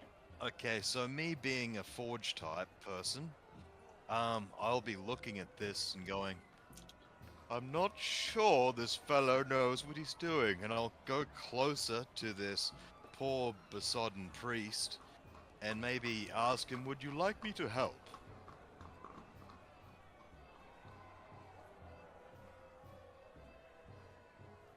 Yep, sorry. And sort of like look down, you sort of look plaintively and like see how tall you are, and just like look back and forth between the other two, and he just sort of like scrambles down and starts breathing heavily, plops the tool on the ground at the side, and just like, finally, someone who might be out of reach. And he looks to the other two and he's like, do you have the blessing? Just do the thing. And yeah, starts to move slowly back up past you guys, and he's trying to he looks exhausted, whatever he was just trying to do. After, do you have something you wanted to yell out about, or? I want to stop them because I got this strange feeling that my spear shaft just turned black, and that spear tip is black. Mm-hmm. But all right, and now it's purple, and like I have, but I don't know that I'm smart enough to figure it out, like Arcana wise or whatever. But I don't know if I should shout. Well, just with the knowledge that you already have, you know that the tip in the statue is some kind of like relic linked to, this is knowledge you guys already have, I'm pretty sure, linked to potentially the Worldrender, in a might be able to harm him kind of way. And you know through your dreams that whatever's just happened to your spear, like the stuff that you saw was a similar sort of like level of legendary type item in the world that it came from. So there's like pieces there that might be enough for you to put together. If you might not know specifics, but there's enough pieces, I think. Yeah, I think I would just say, hold on, and point with the opposite end of this pike, so they see the shaft, and I'll say that I think I have the other half. So just hold on for a second. Eyes go wide as you do this, and he sort of motions for you guys for you to come closer. And Akak's just sort of like smiling peacefully at the top now that things seem to be resolving. He looks over to Taiji and Kadam, and he sort of like just waves them over to Gum as well. Hey, I'm still working on the spear thing. Well, you've gotten there, like you've gotten there, but like now Ralph's called out stop. Right. You can still be working on it. I'm just just asking for a moment, right? Because things may have changed. That's all. Actually, I might in that case just draw my tool away from the thing and listen, because maybe we don't have to detach the thing. Maybe they're discussing that we don't have to detach this, and I should in fact be just bolting it tight again. So yeah, you want to show it to Ferric and let him have a look over it, or sure, Yeah. I mean, if they're yeah. I'll hand it to him. Well, I'll hold it for him because he's a little kobold. Yeah, He's cool. huge, Yeah. but He'll start looking it over and even flick a couple of like different lenses across on his goggles and like peer over. He's like peering at the writings and peering at the sockets. yeah, I can't read the runes. Yeah. So doing that, he would be seemingly getting more and more excited by the moment as he's examining this thing, and then finally he hands it back, like lets go of the part that he's holding on to, and he nods and he looks up at Akat, and then he looks to Kadam and he's like, "Keep at it. We're going to need what's inside that." And then he motions for Ralph to sort of come closer and for you all sort of huddle together. It's just kind of like he wants to speak quietly so the whole crowd doesn't hear him, but wants all of you guys to be able to. Okay, so before I leave this spear, right, I'm going to make sure that it's not just going to fall on its own, because that can sometimes happen when loosening an object. For example, if there's 2 load-bearing bolts in place, I might actually put the other load-bearing bolt in. Alright, make me a Smith's Tools check with intelligence. Gotcha. Okay. So proficiency plus intelligence bonus. Ah, yes. Thanks for joining us, Mod. Good to see you. So whatever I roll, it's 9 and then 4, so 13. 13. Yeah, look, that's going to be enough for you to figure out. Like, this tool's a little bit weird, but it's basically just it's a wrench. Okay, but it's a little bit weird because wrenches aren't exactly common in this, you're used to hammers and tongs and shit like that. So it's a little bit weird, but you get the hang of it. Manage to I'm sure a blacksmith would have to be familiar with leverage. Yeah, exactly. So you manage to figure out how it works and figure out the attachments and like it only takes you a few seconds with your height and strength to pop the things and be down in the group huddle, I suppose, with the spear tip in hand. Which bringing it into proximity with the spear itself doesn't seem like Ralph's spear doesn't seem to cause any things or anything like that. Alright, so are they the same metal? Yeah, they appear to be very, very similar. Okay. Yeah. Ferric will then sort of like look between you all and then look up to Arkak to get one final nod from him, and then sort of delves into a little bit of a thing. He's like, "So, I never thought I would see this here. I don't actually know how it's possible, but you're going to need what's in this." And he points to the spear tip that Kadam is carrying, and he kind of holds his hand out for it. Do you hand it over, Kadam? Oh yes, of course. Cool. So you do that. He takes it in hand and he sort of like feels his fingers along what seems to be the sides of the spear, what would be a sharp edge on the sides, and finds a couple of points there where he digs a couple of nails in and it sort of flicks them, and you hear something go shh, tss, and the whole thing sort of like separates with a slow hiss. And then pops open as if it's on hinges, and inside is a small, probably maybe an inch in diameter, sort of light blue, finely cut gem that seems to be pulsing with raw energy. Ralph, you will recognize this immediately as verticite, and it is in the exact shape of one of the sockets on your new spear. Rennick reaches in very carefully and picks up a piece of verticite with his raw fingers and sort of like holds it up to you, and it's like, this in there. There are more, but this one was made to go there. And he sort of hands you the gemstone, but doesn't put it in for you. Like that's on you to do. Yeah, I'm not gonna put it in. Mhm. I think I'm gonna. I don't know. Go to the church. Fucking Sure. pray. I don't know. Yeah, sure thing. Not a problem. It's kind of weird. Like I was given this black staff fighting undead things, right? Like it's a bit creepy. Just want to get it checked out. Fair. Fair. Fair. Yeah. Yep. Rennet, so Ferric will give you like the, just in short form, he will, point out that the staff is made of the same thing as what the tip was. Obviously, the spear tip was just a housing to hide the vertisite crystal, and this is also the same material that you're going to be looking for up north. So you've got a definite like sample, and you know what you're looking for now. Like definitely, if you can find this, because the spear tip is still in like it's only been refined to the point where it's been smoothed. It hasn't been refined into like the metal in the staff yet. It's just been the rock itself, or the ore itself, smoothed over, rather than going through any actual process. So you've got an idea of what it looks like in both of its forms, so you know what to look for in that regard.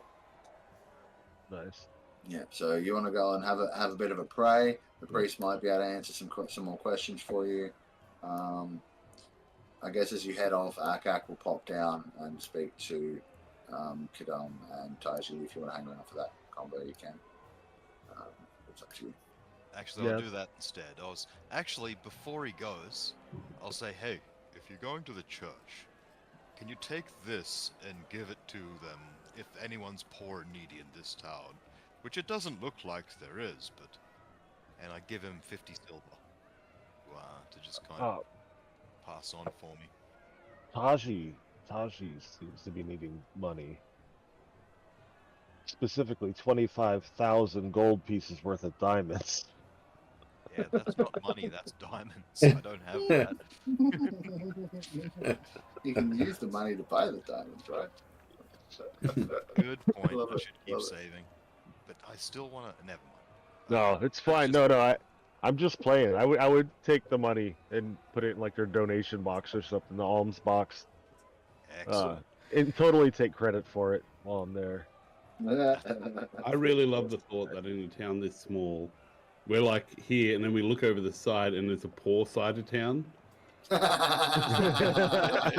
It's like, what about that house over there? Oh, that's the poor side of town, that house. That's where we put the poor people. I mean, to be fair, that one big house next to the pub is full of refugees, but it's actually an orphanage. Oh, there you go. Oh, fair enough. Yeah. That's the poor side of town. You're right. And then the farmhouses next to that, one of which is struggling. I was going to say, one of the many features of being poor is that you may in fact not have a house. Yes. Could I just inquire, when this guy got the money given to him, did he go to the church, the tavern, or the orphanage to donate it? Ralph, which one did you go to? I'm going to the church and dropping it in the alms box. Yeah, nice. All right, cool. Just making sure it wasn't the tavern. Yeah, cool. So yeah, Akak will clamber down from the statue, sort of address those of you that remain. Just be like, right, so you've got the weapon, and you've seen what you're up against. Sorry I was absent to all of that, but I had some things I needed to attend to. If you would, the priesthood has prepared rooms for you at the back of the temple. I think it's time we had a proper dinner, proper introductions, and I perhaps gave you a few things that you might need to accomplish what you're here to accomplish. Does that sound good?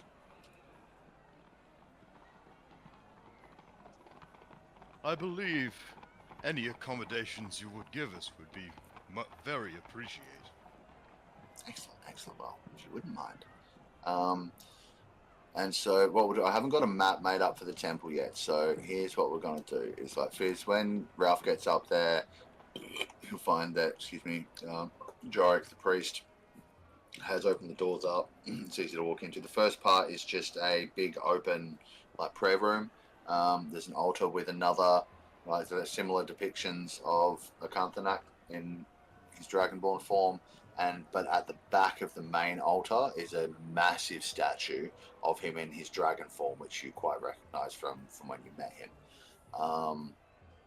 And then there's a door on either side behind the altar that goes into like the back areas, and there are like a couple of bunk rooms and stuff back there where you'll be free to take rest, in a small kitchen for food and things like that. Because you've just been through a whole bunch, Akanthanak and the priest will both sort of come together and like offer to let you take a moment so we can go through the loot and the identifying and stuff before we get into the conversations and all of that. Fizz, Ralph will get there a little ahead of everyone else, so was there anything in particular you wanted to do? You wanted to have a chat with the priest maybe before the others get up? I'll give you a few minutes before they follow you up the road. Yeah, it's fine. Yeah. How do I go about this? I don't know. I would look for like the good god here, if there is one. And try to. I need like a priest to like check this out. I think that's what I'm looking for. That's what I'm saying. Okay, cool. I want to make sure it's not evil before Which is funny just gem at it. because we have priests in the party. More priests, the better. Yeah, so one of them's a raving undead barbarian, and the other one it's an Imperial spy robot who possibly killed this guy's kid. I love it. All right, so Jorik will explain that this temple is entirely dedicated to Akanthanak, to the Blizzard of Woe, who, as much as that sounds like a bad, name, he is not malevolent. Like he has looked after their people for generations, and so as far as he's concerned, Akanthanak is a good deity. But if that isn't right for you, he will point out that your robot friend set up a shrine to Palor outside, and maybe you could try praying to him. Really? It's the best he's got to offer you at the moment. Yeah, you know where that conversation's going.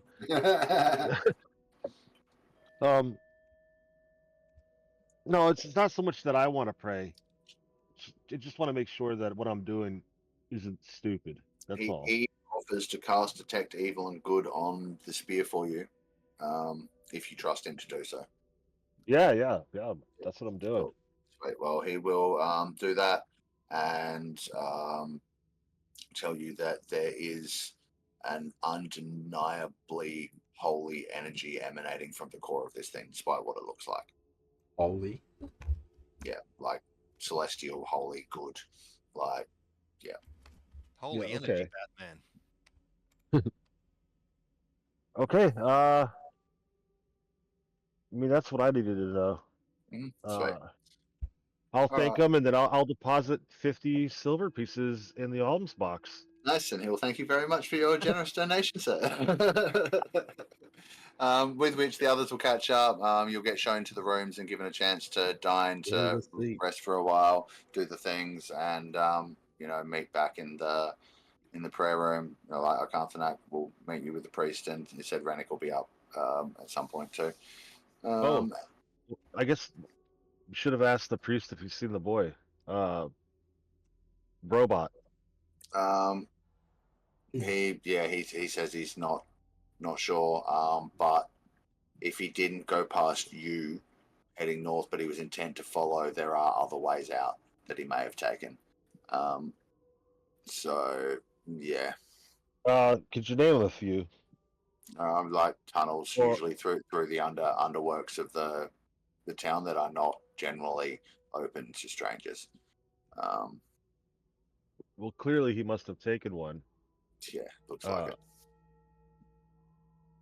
could you show us those entrances? Try to find this boy before he gets. Oh God, I'm still dragging this bloody bone armor too. Did you check this out? Did you check this out too? So look, I'll go and see to the boy. You and your friends can see to your new toys. And he heads off to go and find Gotharg and go and check out those tunnels. So Okay. Yep. yeah, we'll come back to that. You have clerics in the party that can cast their own fucking spells. So let's take a few moments to go through the items, and then a few moments to chat with Mod about what happened with Effie in the battle. But let's do the items. We've been putting that off for ages. If that's all right with you, Mod, do you want to see what your friends picked up? Yep. Heck yeah. All right. So these are the things you have that might be potentially worth giving an identifier or anything like that. You have three suits of armor. One of them is the bone crafted stuff that you got off the leader.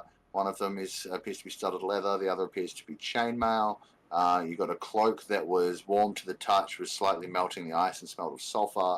That great sword that had a slight faint pulsing, flickering necrotic energy, and the deck of cards that replaced the one that Effie left behind. Like it's not Effie's deck or Wallamir's deck. It's one that was sort of left in its place when that one phased out.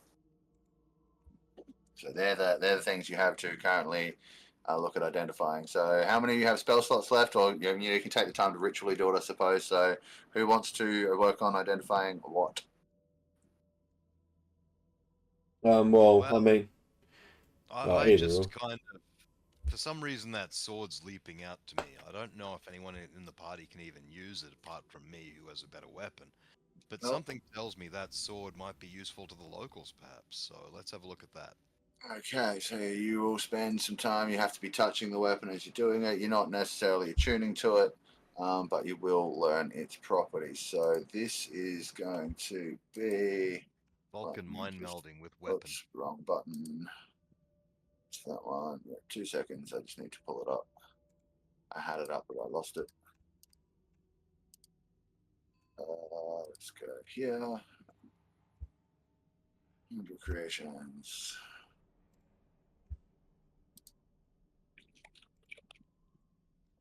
Haha, out comes the mask.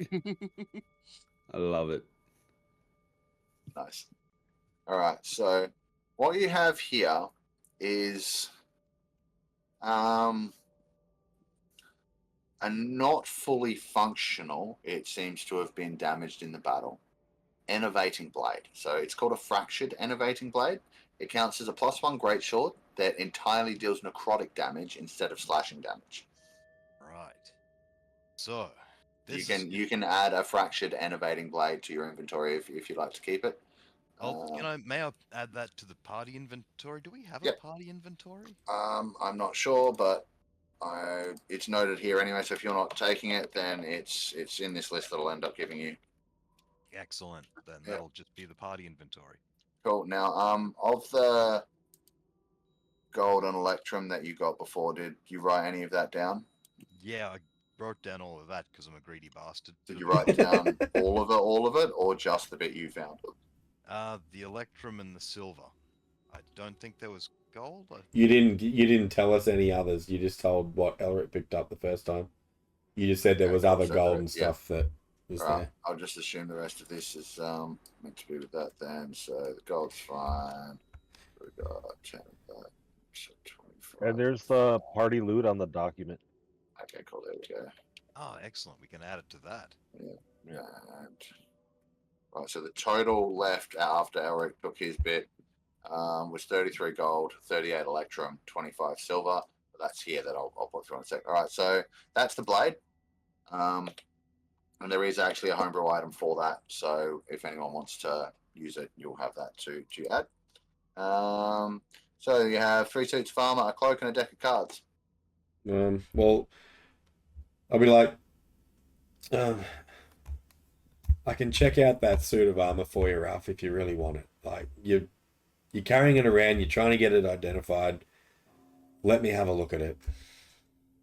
No, I don't want to. identify it. It's all good.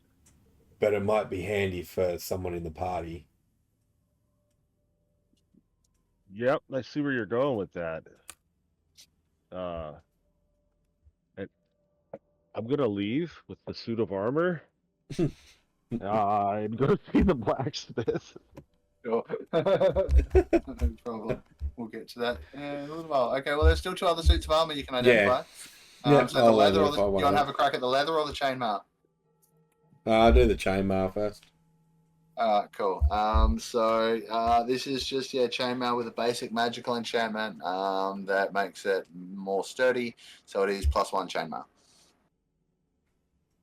Cool. The studded leather is a similar kind of deal, but it's a much nicer enchantment. It's +2 studded leather. Okay. Ralph, you wear leather, don't you, or you wear chain? Ralph's not here. No, I know. I'm asking out of character. I can't remember what you He wear. wears heavy armor from what you've seen. Yeah. Okay. Yeah. Yeah, I'm like I'm good for armor. I'm good for everything, to be honest. All I need is more like healing potions. That's it. That's an acid. Nah. All right, so who wants to do? There's just the cloak and the deck of cards left. So I'll do the cloak. you'll do I'm the cloak. curious. All right, cool. So with the cloak, it's most definitely magical. It seems to have a form of transmutation magic attached to it. Like it might help the wearer change forms. But that's the most you're going to get out of it with Identify at the moment. I so want to give the cloak of change forms to the robot. Oh, that'd be awesome. Transformer. Yeah, he'll be more than meets the eye. Yeah. And then finally, there's the deck of cards, and it just looks like a plain set of playing cards. Yep. For the most part. I'll have a look at that. With a few esoteric symbols on it, but they're just paper like cards. So identifying that as well. Mm-hmm. All right. So this seems to be charged with illusion magic, and it is in fact a deck of illusion. Deck of illusion. That's fun. That's the one you rolled, Fizz. Is it? Nice. Yep. You rolled the deck of illusion. I think Jason rolled the javelin of lightning. Mod rolled the oil that you. Oh, the oil. You've got to identify the oil. And then Elric rolled the chainmail. The other ones are ones I rolled as part of other things. So do you want to identify that oil? Sure. Yeah.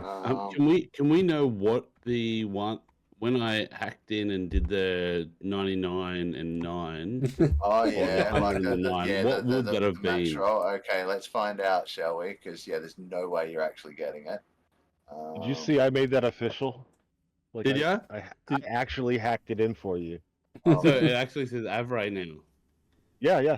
And it's got your fuck. name tagged in there and Go everything. back and have a look. That's oh, amazing. now I'm gonna have to give it to Effie. Perfect. Yeah.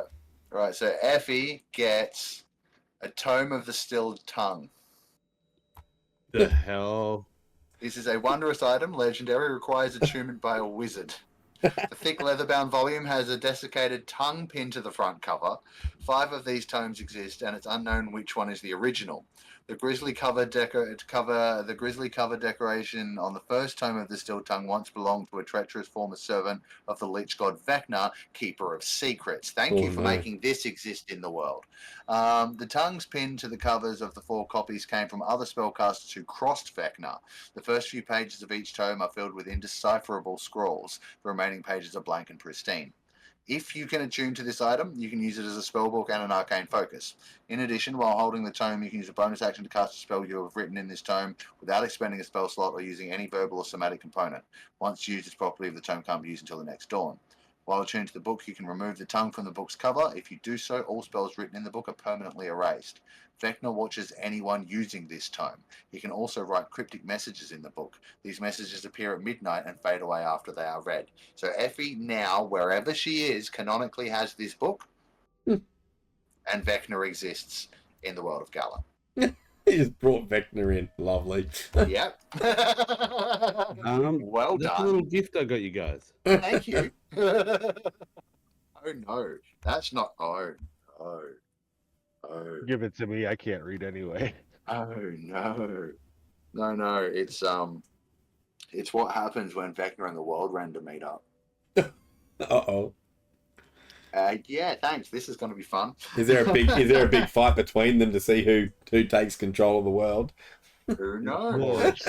They actually dated for a while back in the day. They're gonna kill each other off, and then we're gonna come in when one of them's got like 1 hit point left and just dead.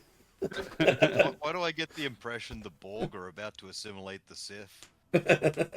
Well, dude, Worldrender Hey, good idea. the Worldrender is not very dateable and not very attractive, which is what led Vecna to become like the keeper of secrets. He was like, I don't want anyone knowing I dated this bitch. And yeah, anyone that said anything about his ex, he cut their tongue off and stapled to a book and was Also doesn't want anyone knowing that it was the Worldrender that helped him rise to power. yeah, that as Right. well, that as well. Nah, none of that. You That's know, not- behind every great lich god is Render of Worlds, otherwise known as an ex-wife.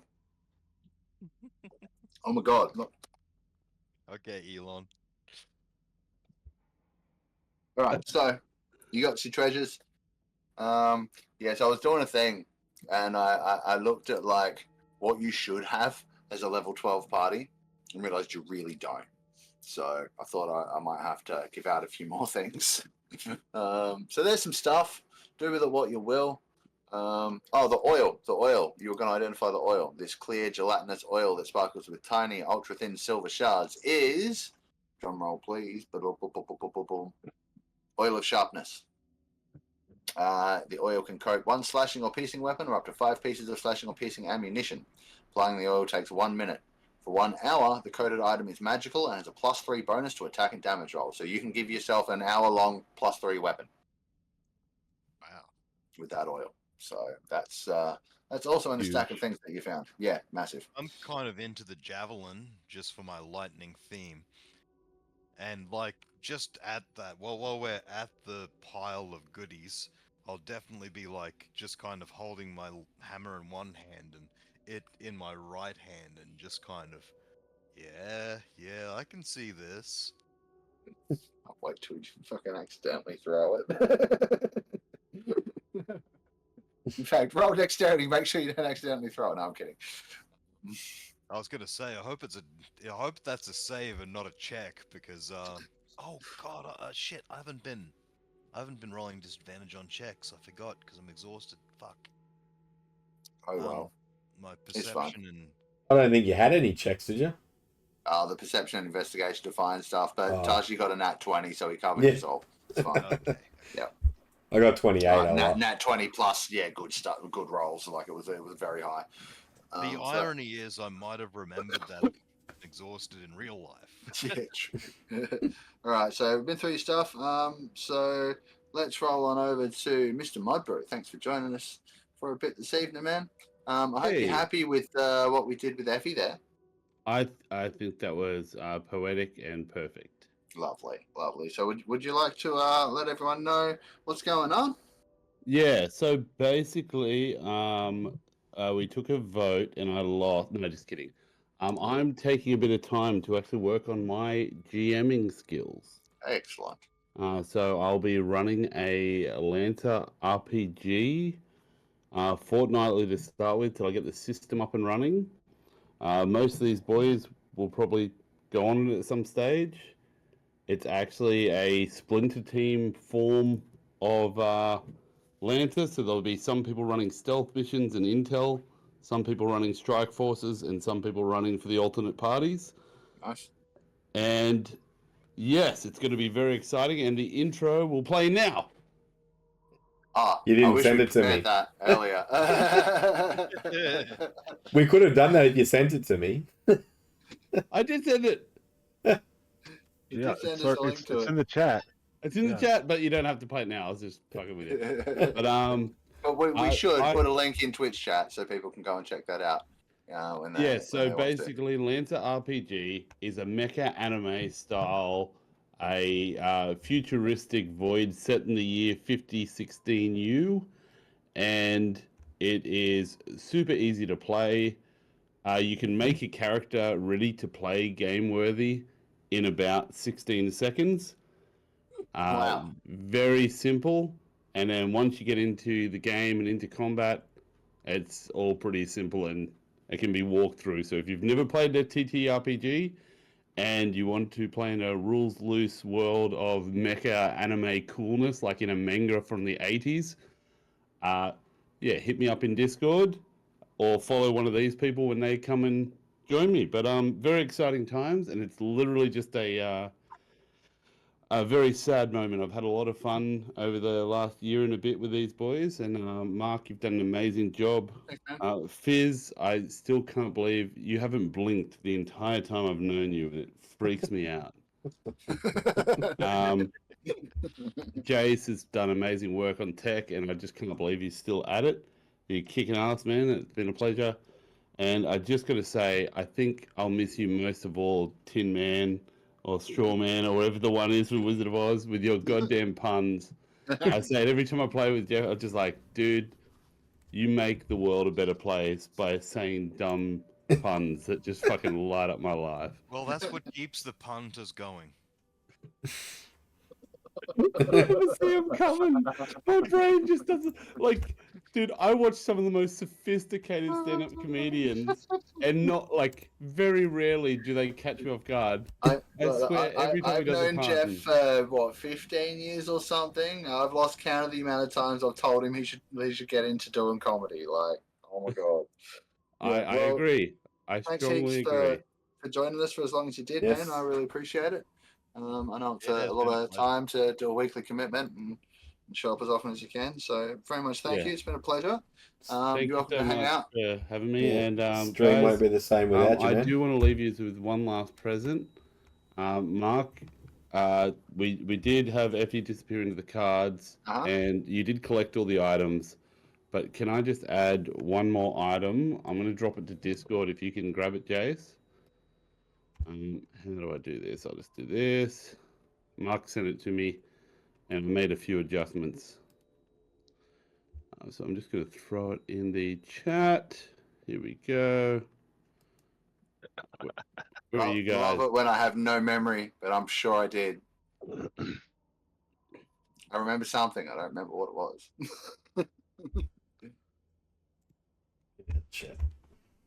Can you see that there? Yeah. Where are we looking in there? So, Effie, Oh, yes. as the Yep, cleric she was, made a divine channel divine. What are they called? The divine intervention. Divine intervention, and Fizz, rolled fuck it. you. Sorry, go on, Mod. And so the stylish and seasonal boots of the Winterlands. Yes. I changed the picture to be more appropriate for Effie. Yeah. And that reminds me, so we're not gonna have a character to fireball me if I go totally vampire. Here we are. now. I've got Yes, five. you are. He's got Oh, fireball. you You're got fine. yeah, you got Yeah, fireball. you're okay. fine. Yeah, but Effie had such good Overwatch. I would like to point something out. Didn't you guys dump all your party gold in the deck of cards a little while ago? Yes. Oh yeah. Oops.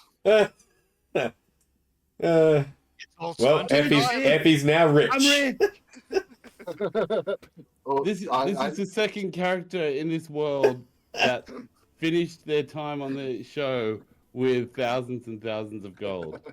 So The other one basically- was a lovely my first bard named Faye Moss. Yeah. Out Out of forces. Awesome. So this whole time you've been a serial scammer.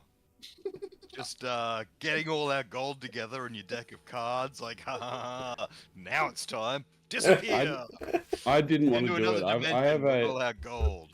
I told Mark I wouldn't do it unless he sent me an email with it signed with the orders to do this. So I Yeah. have that as reference if anyone needs it. I know we had this discussion, Mod, about me using it to take the gold away, and then I totally forgot all about it when I did that. So I'm probably gonna figure something out to make it up to you guys. So he doesn't have all of it. No. I have all the platinum. But That's but true. there is a lot on that was there's a lot. Yeah. Hey, So, if you well, feel bad, Mark, you can always say it was in the bottom of the boots. you know But, what? and what are those things? Never-ending boots or whatever. How much was it? Oh, it's fucking a lot. There was I a don't lot. have the document up. Okay, well, we'll figure that out later, and I'll figure something out.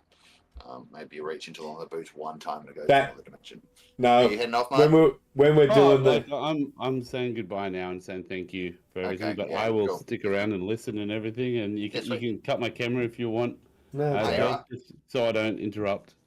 no, you're part of the crew. Safety. You're still part of the crew. Yeah, man. Always. I'm not Yeah. going anywhere. I just need to focus. I'm Yeah, man, time totally. poor, and have to get my creative juices flowing, making love, baby, love. Sorry. I don't mean to speak for Hillman here, but I know he would definitely say this if I didn't. You know, guest stars, man. Guest stars. You can be a guest star anytime you feel like you're bored on a Thursday night. Yeah, he's right, you know. Yeah, that's why I felt safe speaking for you on that one. Yep.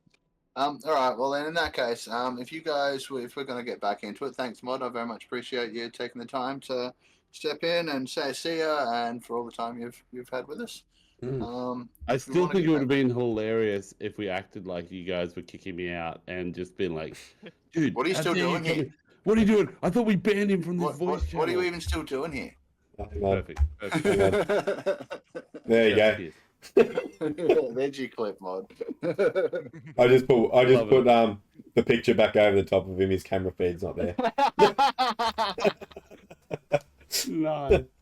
Love it. Just so everyone knows, Mod requested that as an exit. I did. Yeah, but you can exclude that part from your clip, Mod, and do whatever you want with it. That's fine.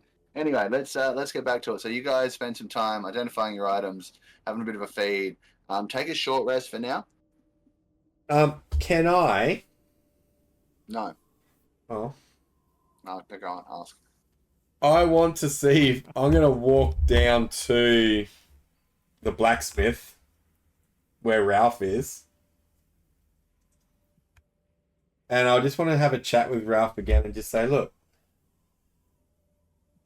I don't think this guy can tell you what this armor is. I think we need to... I need to do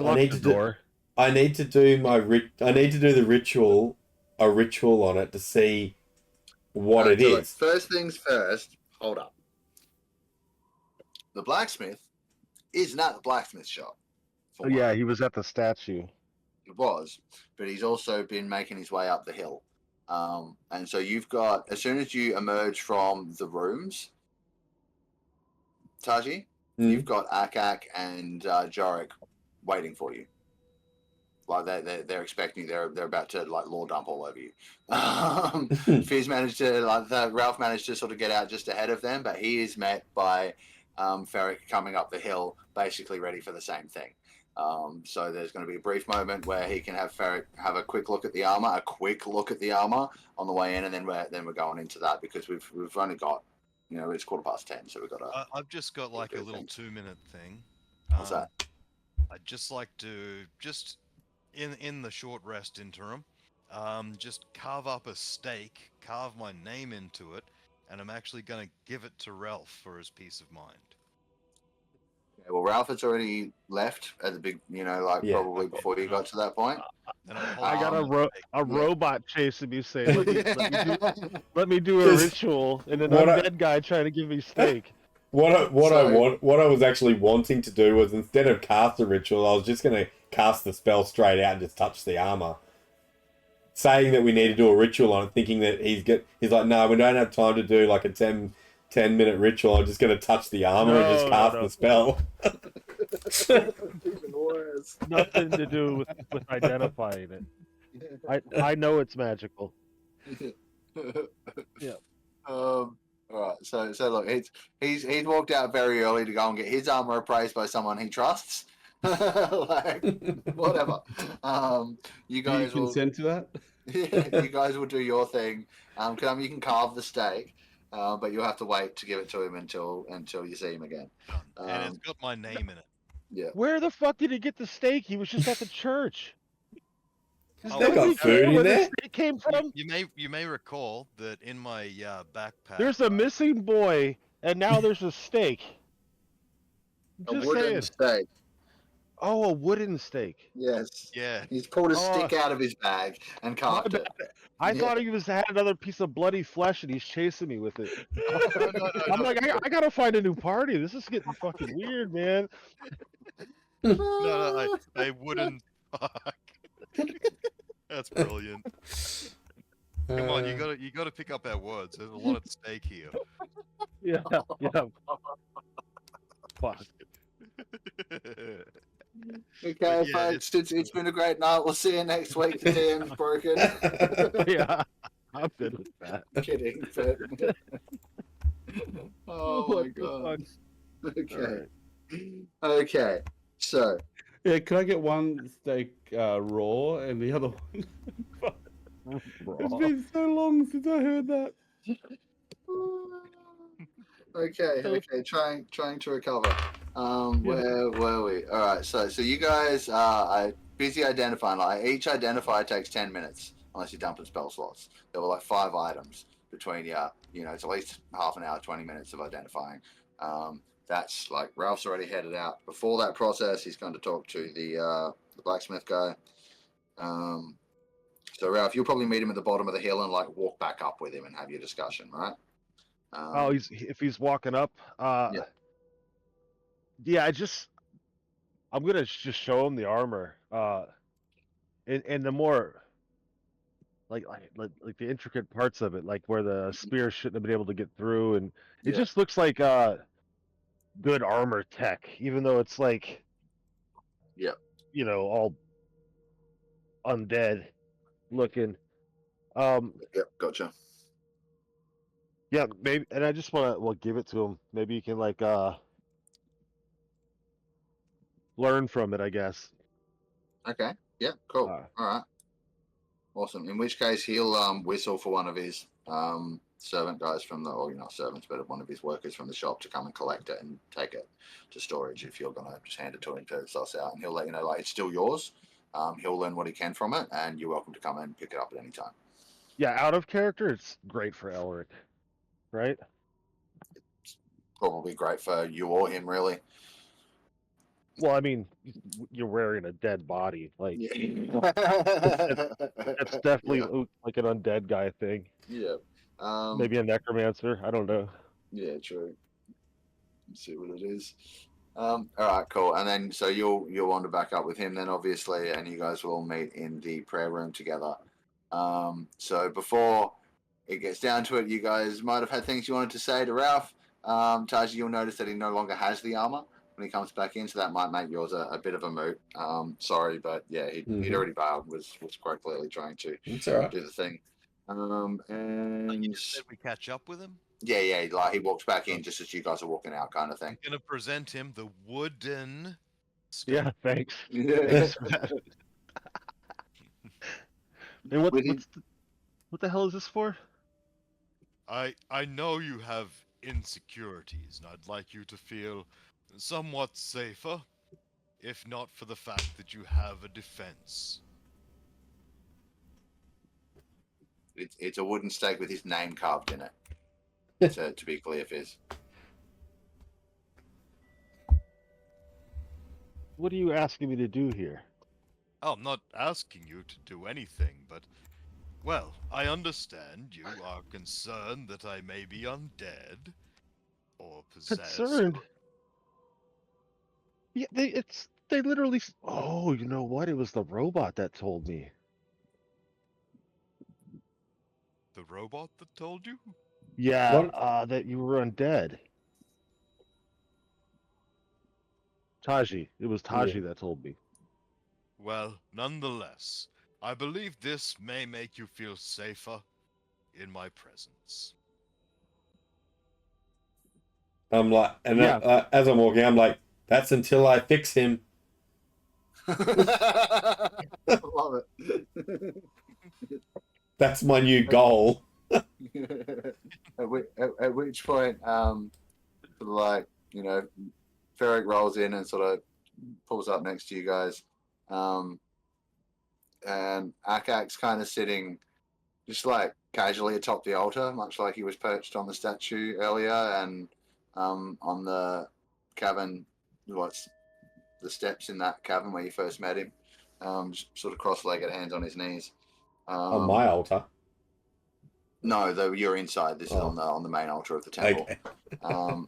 And he sort of looks to the priest, who gives a nod, who then wanders around to sort of take a seat in one of the, you know, there's it's like you would expect from a standard kind of church setup. Like it's got stone pews, in rows and stuff like that. So he just sort of sits on one of the edges, and they sort of wait for you guys to get comfortable. And then Akak looks across the room. He's like, "Well, my friends, I believe it is time that I be a little more honest with you." At which point he stands up atop the altar, and he begins to glow with like a pale blue kind of shimmering light.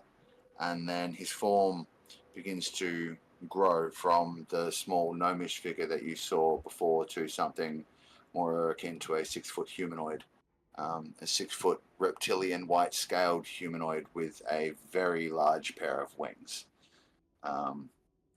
And you are now faced with the dragonborn form of Akanthanak, the Blizzard of Woe. He regards you all, and he's like, "I apologize for the deception, friends, but I had to gauge your fortitude to be sure you had what it takes to actually defeat my enemy." I could understand why you'd be dragging your feet. Can you make a Constitution saving throw, please, Kedam?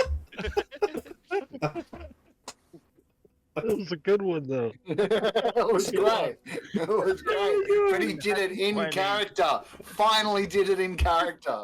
While there was an incredibly powerful NPC in the room. And he give just- me a- He did. I That's rolled a a nat big 20. fucking roll. Oh, did ya?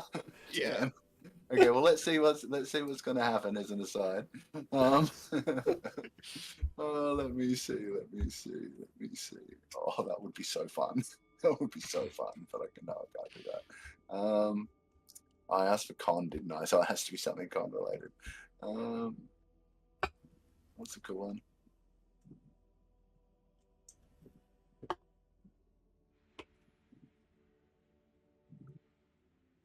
Okay, cool. So, sorry, but this is just too funny. Oh dear. I'm gonna be hurt here. I better roll. It's alright, we're getting a long rest soon. So he just sort of like flicks his gaze to you, like just stares at you incredulously for a moment, and then his eyes flare with frosty, pulsing energy, and you just feel deathly cold for a moment, right? Like, and you feel your muscles start to seize up and tense. But you're incredibly hardy. You shake it off. You're not frozen up. You do take 10 cold damage, as he uses a focused version of Rhyme's Binding Ice on you. Yeah. And she's like, "Mind your tongue, child." Speaking of child, is nobody looking for this boy? "Oh, Robar, he's fine. He's fine. He Don't say it with a creepy preacher voice. no, it's just amusing, you see, because he believes his father to be a little overbearing, and was a little bit annoyed that he asked you to take him on an adventure, when he very much would have liked to have been able to ask you that himself. So he's just hiding in the underground to teach his dad a lesson. Kids, Gotcha.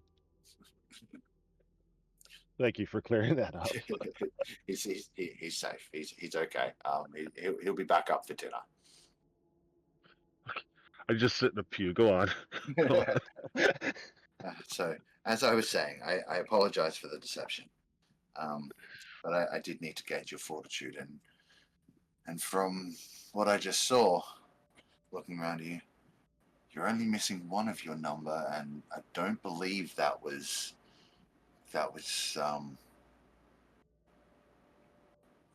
caused by the battle with which you were faced. I think that was something else. Not that I know what exactly, but anyway, sorry, getting sidetracked. Look, I know I asked you to defeat this necromancer on my behalf, and I'm still going to ask you that, but I realize it was maybe not right of me to send you off without a little more aid than what I did.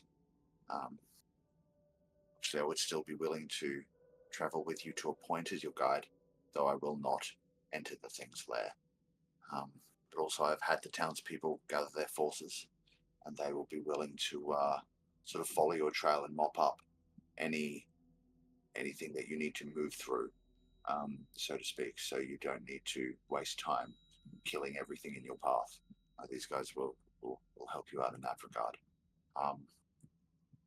And they have prepared a small cache of useful items that you may be able to use going forward. Beyond that, I would advise you that this is no ordinary necromancer. Whatever plague it is that has infected the hearts and minds of the humans in Galan Prime is also infecting this thing and this place, and I am not strong enough to fight it. An ordinary lich would not be so much of a problem. This thing, I can't get near the place without being drained of most of my strength. That is why I implore you to help me fight it. And then he looks to you, Ralph. He says, the spear that you hold is unlike any weapon that has ever been seen in this world before. I do not know its exact origins, but I do know that it makes up pieces of something that have shown the only signs of being able to beat back the kind of corruption that is spread by creatures infected in this manner. Real quick, did Akak see the emblems or whatever earlier? The runes, yeah, Or yeah. Or should I show it to him? Okay, I already seen Yeah, it. yeah, and he's got very good vision. He'll lower his voice some, and he's like, I can tell you that the writings on the weapon are in some form of celestial, but it's beyond a dialect that I've ever encountered before. I'm unable to read them beyond knowing that it seems to be in the form that tells some kind of story or parable or verse. It's unclear.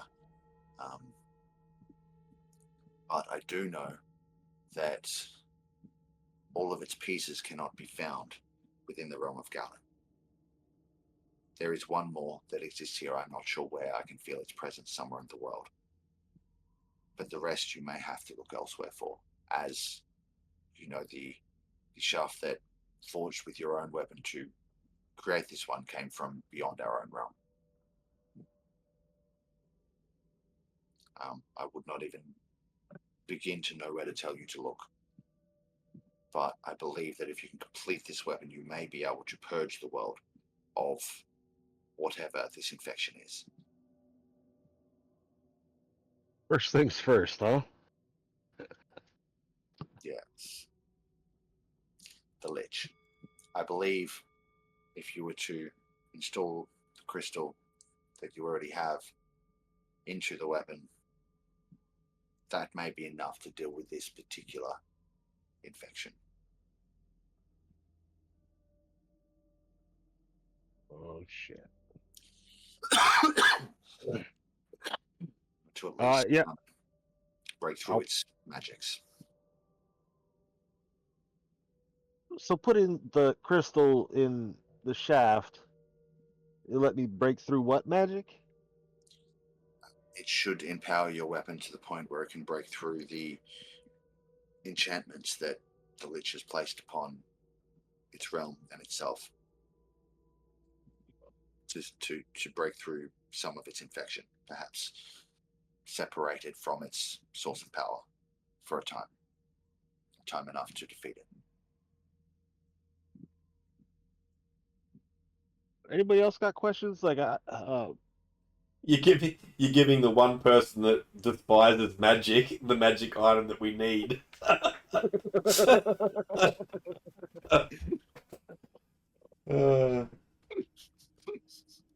He's more I'm than not likely an just to evil fucking bastard throw it at off a all. cliff as he walks past.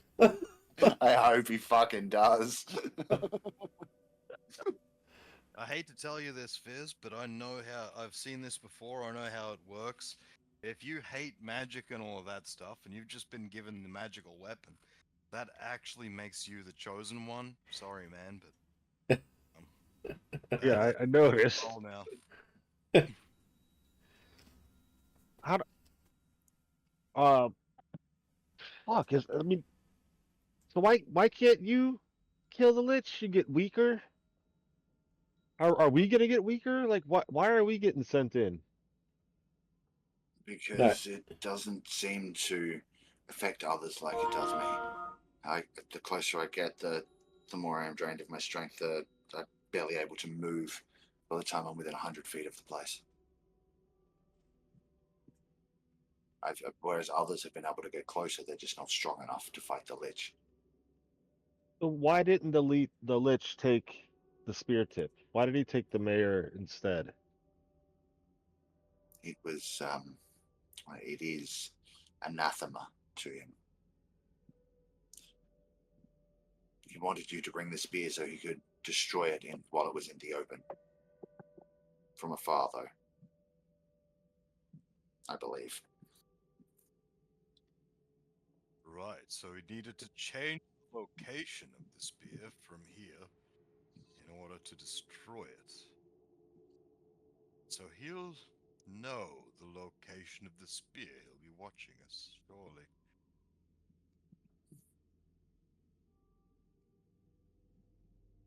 Do you know Question, but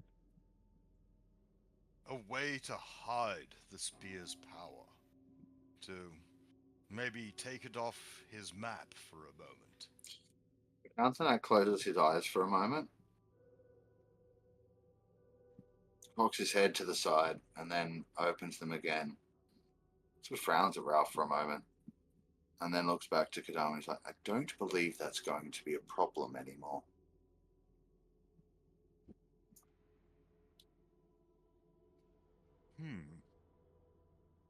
I was curious about that too. Out of character. Yeah, I'll tell you out of character at another time.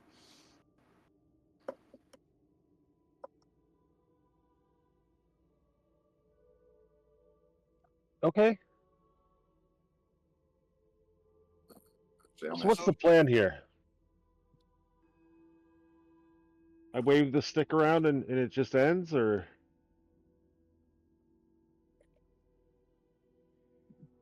I believe you would have to pierce the Lich's personal field with it and wound him. But if you can achieve that, then everything else should start to weaken. Okay, yeah, that makes sense. Stab him and he gets weaker. I'm with you now.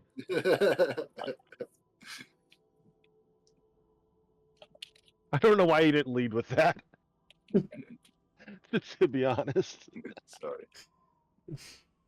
It's kind of like, like boss fights in video games, right? Where you have to hit the boss with one particular weapon or item first but then everything can damage it after that. Got it. It's kind of like that kind of thing, but you need to hit him with this thing to weaken him to the point where he will actually be killable. And now I'm starting to wonder if Fizz is the one who should wield the spear, because if I wield the spear, I could throw it into him at a couple of foot's range. It's not a spear, it's a pike. Oh, it's a pike. Yeah. I'm pretty big. You are. I could throw a pike. And there's a spring pogo stick on the bottom. Ah, Please. excellent, Yep. excellent. Yeah, Show her travel some around. tricks. She's got so many friends. Doing. So with that, I think who's it going to be? The priest is being pretty quiet in all of this because, like, obviously he's sitting in the presence of his god. God's fuck. Yeah. So He's- while we got God here, Yeah. can you clear some things up? Are they evil? Who are you pointing at? Well, specifically, Oh, your party members. yes. He sort of smiles, and it's a weird smile because, like, dragonborn, face kind of thing. And he folds his hands together and sort of relaxes his shoulders and is just like, I don't think you have anything to worry about from them, at least not for a good long while. You sure you don't want to send somebody with just in case? I mean, if you feel like you could use an extra pair of hands out there, I'm sure.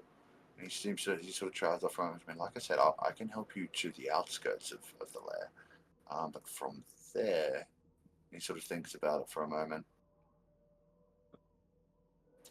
Might be someone. Leave it with me. You won't be leaving until morning, obviously. I know that the king's kind of been taken, but I don't want to alert townspeople, but I feel like it might already be too late for him. Oh yeah, for sure he's gonna be undead. Speaking of which, Yes. is he undead? Because he told me he was. And you're pointing to Kadam? Yeah. Your friend is a foot in either world, one might say. But it's not too late for him, and I believe your other friend has a possible solution for that. That's what I've told him. I'm going to fix him. I'm just making sure. Okay, so does that set your mind at ease, Ralph? Well, listen, you're a god, right? Can you just like handle it now? Well, I'm not. And I kind of like sheepishly looks over at the priest, and the priest seems to have just like looked down. You know when someone hears something that they know they absolutely shouldn't have had, and they just like stare at the floor and just like that's exactly the priest's reaction. Right? Just ruin that dude's life. Yeah, that's great. That's the best part so far. I'm a reasonably old dragon, and like I'm okay. And he sort of looks back over to the priest like that. Like, I'm as godly as any dragon can be. And the priest seems to be okay with it. He's like smiling again. And he's like, that's better. So yes, my magics are powerful, but also not exactly attuned to that realm, so to speak. I'm more like arcane, cold, things like that. Fixing undead is not really in my wheelhouse. But I believe the guy who you set the temple up, or the altar up to outside, that's his thing, right? That would be me. Pelin? Pelin, that's his name, right? Paylor. My god is Paylor. Paylor, right, got it. Yeah, cool.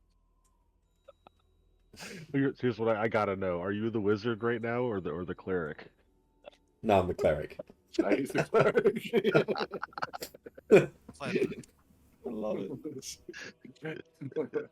I love that the god's negging him. what was it? What was your name again? Palin? Palin? Oh, He's not even negging him, he's negging his god. Yeah. Yeah. The guy who just admitted to not actually being a god. And then just step right into blasphemy. Fun times. I mean, it's his temple, he can do what he wants. Yeah, no, I like it. I like it. I'm a big fan of this. And I just With saying all that, I just like flick my fingers and just cause light to just like flare up a little bit and then die off. Yeah. Yeah, that's really gonna kind of the one that's gonna annoy the most is the priest and the blacksmith. I know. It doesn't affect Acanthanak at all. And he sort of glares over at you. Was that a spell? It was a cantrip.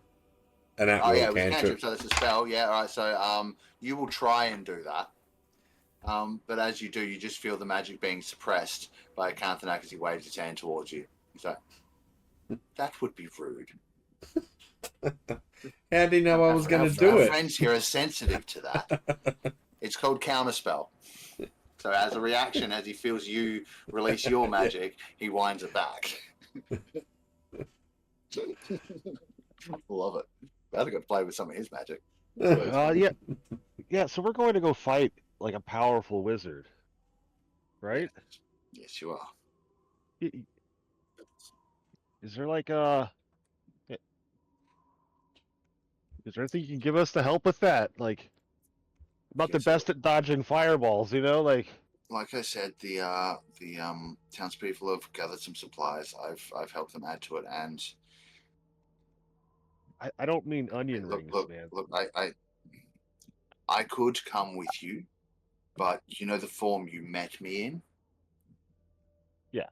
That's the most you're going to get out of me. Like, I would have my magic, but I won't be able to transform into this or my true form while we're there. If you think you can keep me alive and kill this thing, then I will come with you.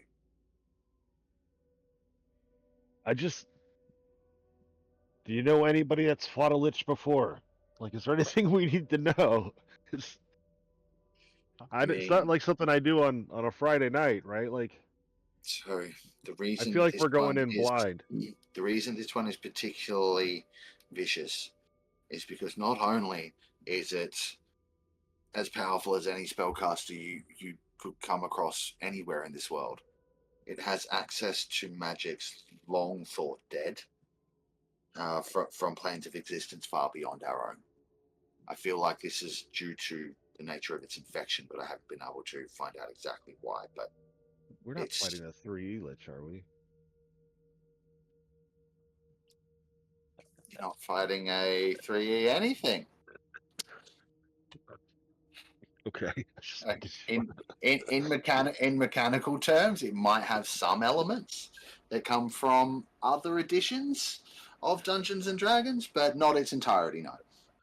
Yeah, you're about to hear me whine about how unfair it was. Speaking of hearing people whine, I need blood at some point. So I'm gonna ask this guy. You need fresh meat. Yeah, I'm gonna ask this guy. So surely this town has some kind of hunters. Do they have a safe territory full of animals where they like to go? Because I feel I may need to go there before bedtime. I mean, safe's a relative term, but if you need a fresh steak or something, I'm sure Farron over at the Worm will help you out. Oh, okay. Oh, thank you. And we may even have something in stores here. It wouldn't be the freshest of fresh, but it would be, raw. It's just that I was thinking of taking a quick hunting trip. Well, the 2 tunnels that lead out of here. There will be creatures on either side of them, but might not be the safest place to go alone. Might be more than you can as chew. you've seen. I may settle with in steak for now. Everyone make con saves as he unleashes a cone of cold on you all just for that last fucking joke. No, I'm joking. Don't do that one. Joke. There was no joke. It wasn't you, it was Jason this time. It was me. Oh. Yeah. God damn it. It's infectious. Yeah, so look, they'll provide you whatever you need. So like if you need fresh meat that's been recently killed and hasn't been cooked, they'll bring you that. you guys are leaving on a very important mission in the morning. A bag of stuff gets brought to you guys as well that the townspeople have gathered, so we'll go through that shortly. And you guys can long rest here in the town, and you can do some other bits and bobs before you leave. Is the bloody I can't even remember. The guy from the forge still there for this? He's right behind us. Yeah, he's there. He's in the same room. Yeah. Yeah. I would actually just like to ask him if I can borrow any armor plating that I can attach to myself to make myself a little bit stronger. If he has anything. He sort of quirks an eyebrow and he's like, "What do you mean borrow and attach to?" "I think you mean buy, lad." Well, Buy. I could buy on trade for us leaving here and getting the gold we need. Oh, you want to open a line of credit? Okay, we can work something out. Yes. Lay away. Keep the armor on the shelf and just make your payments. Oh no, he'll give you credit. The interest is just going to be fucking phenomenal. But we're here to help them. He knows that. He's also a shrewd businessman. But you know, like, look, yeah. So look, there'll be,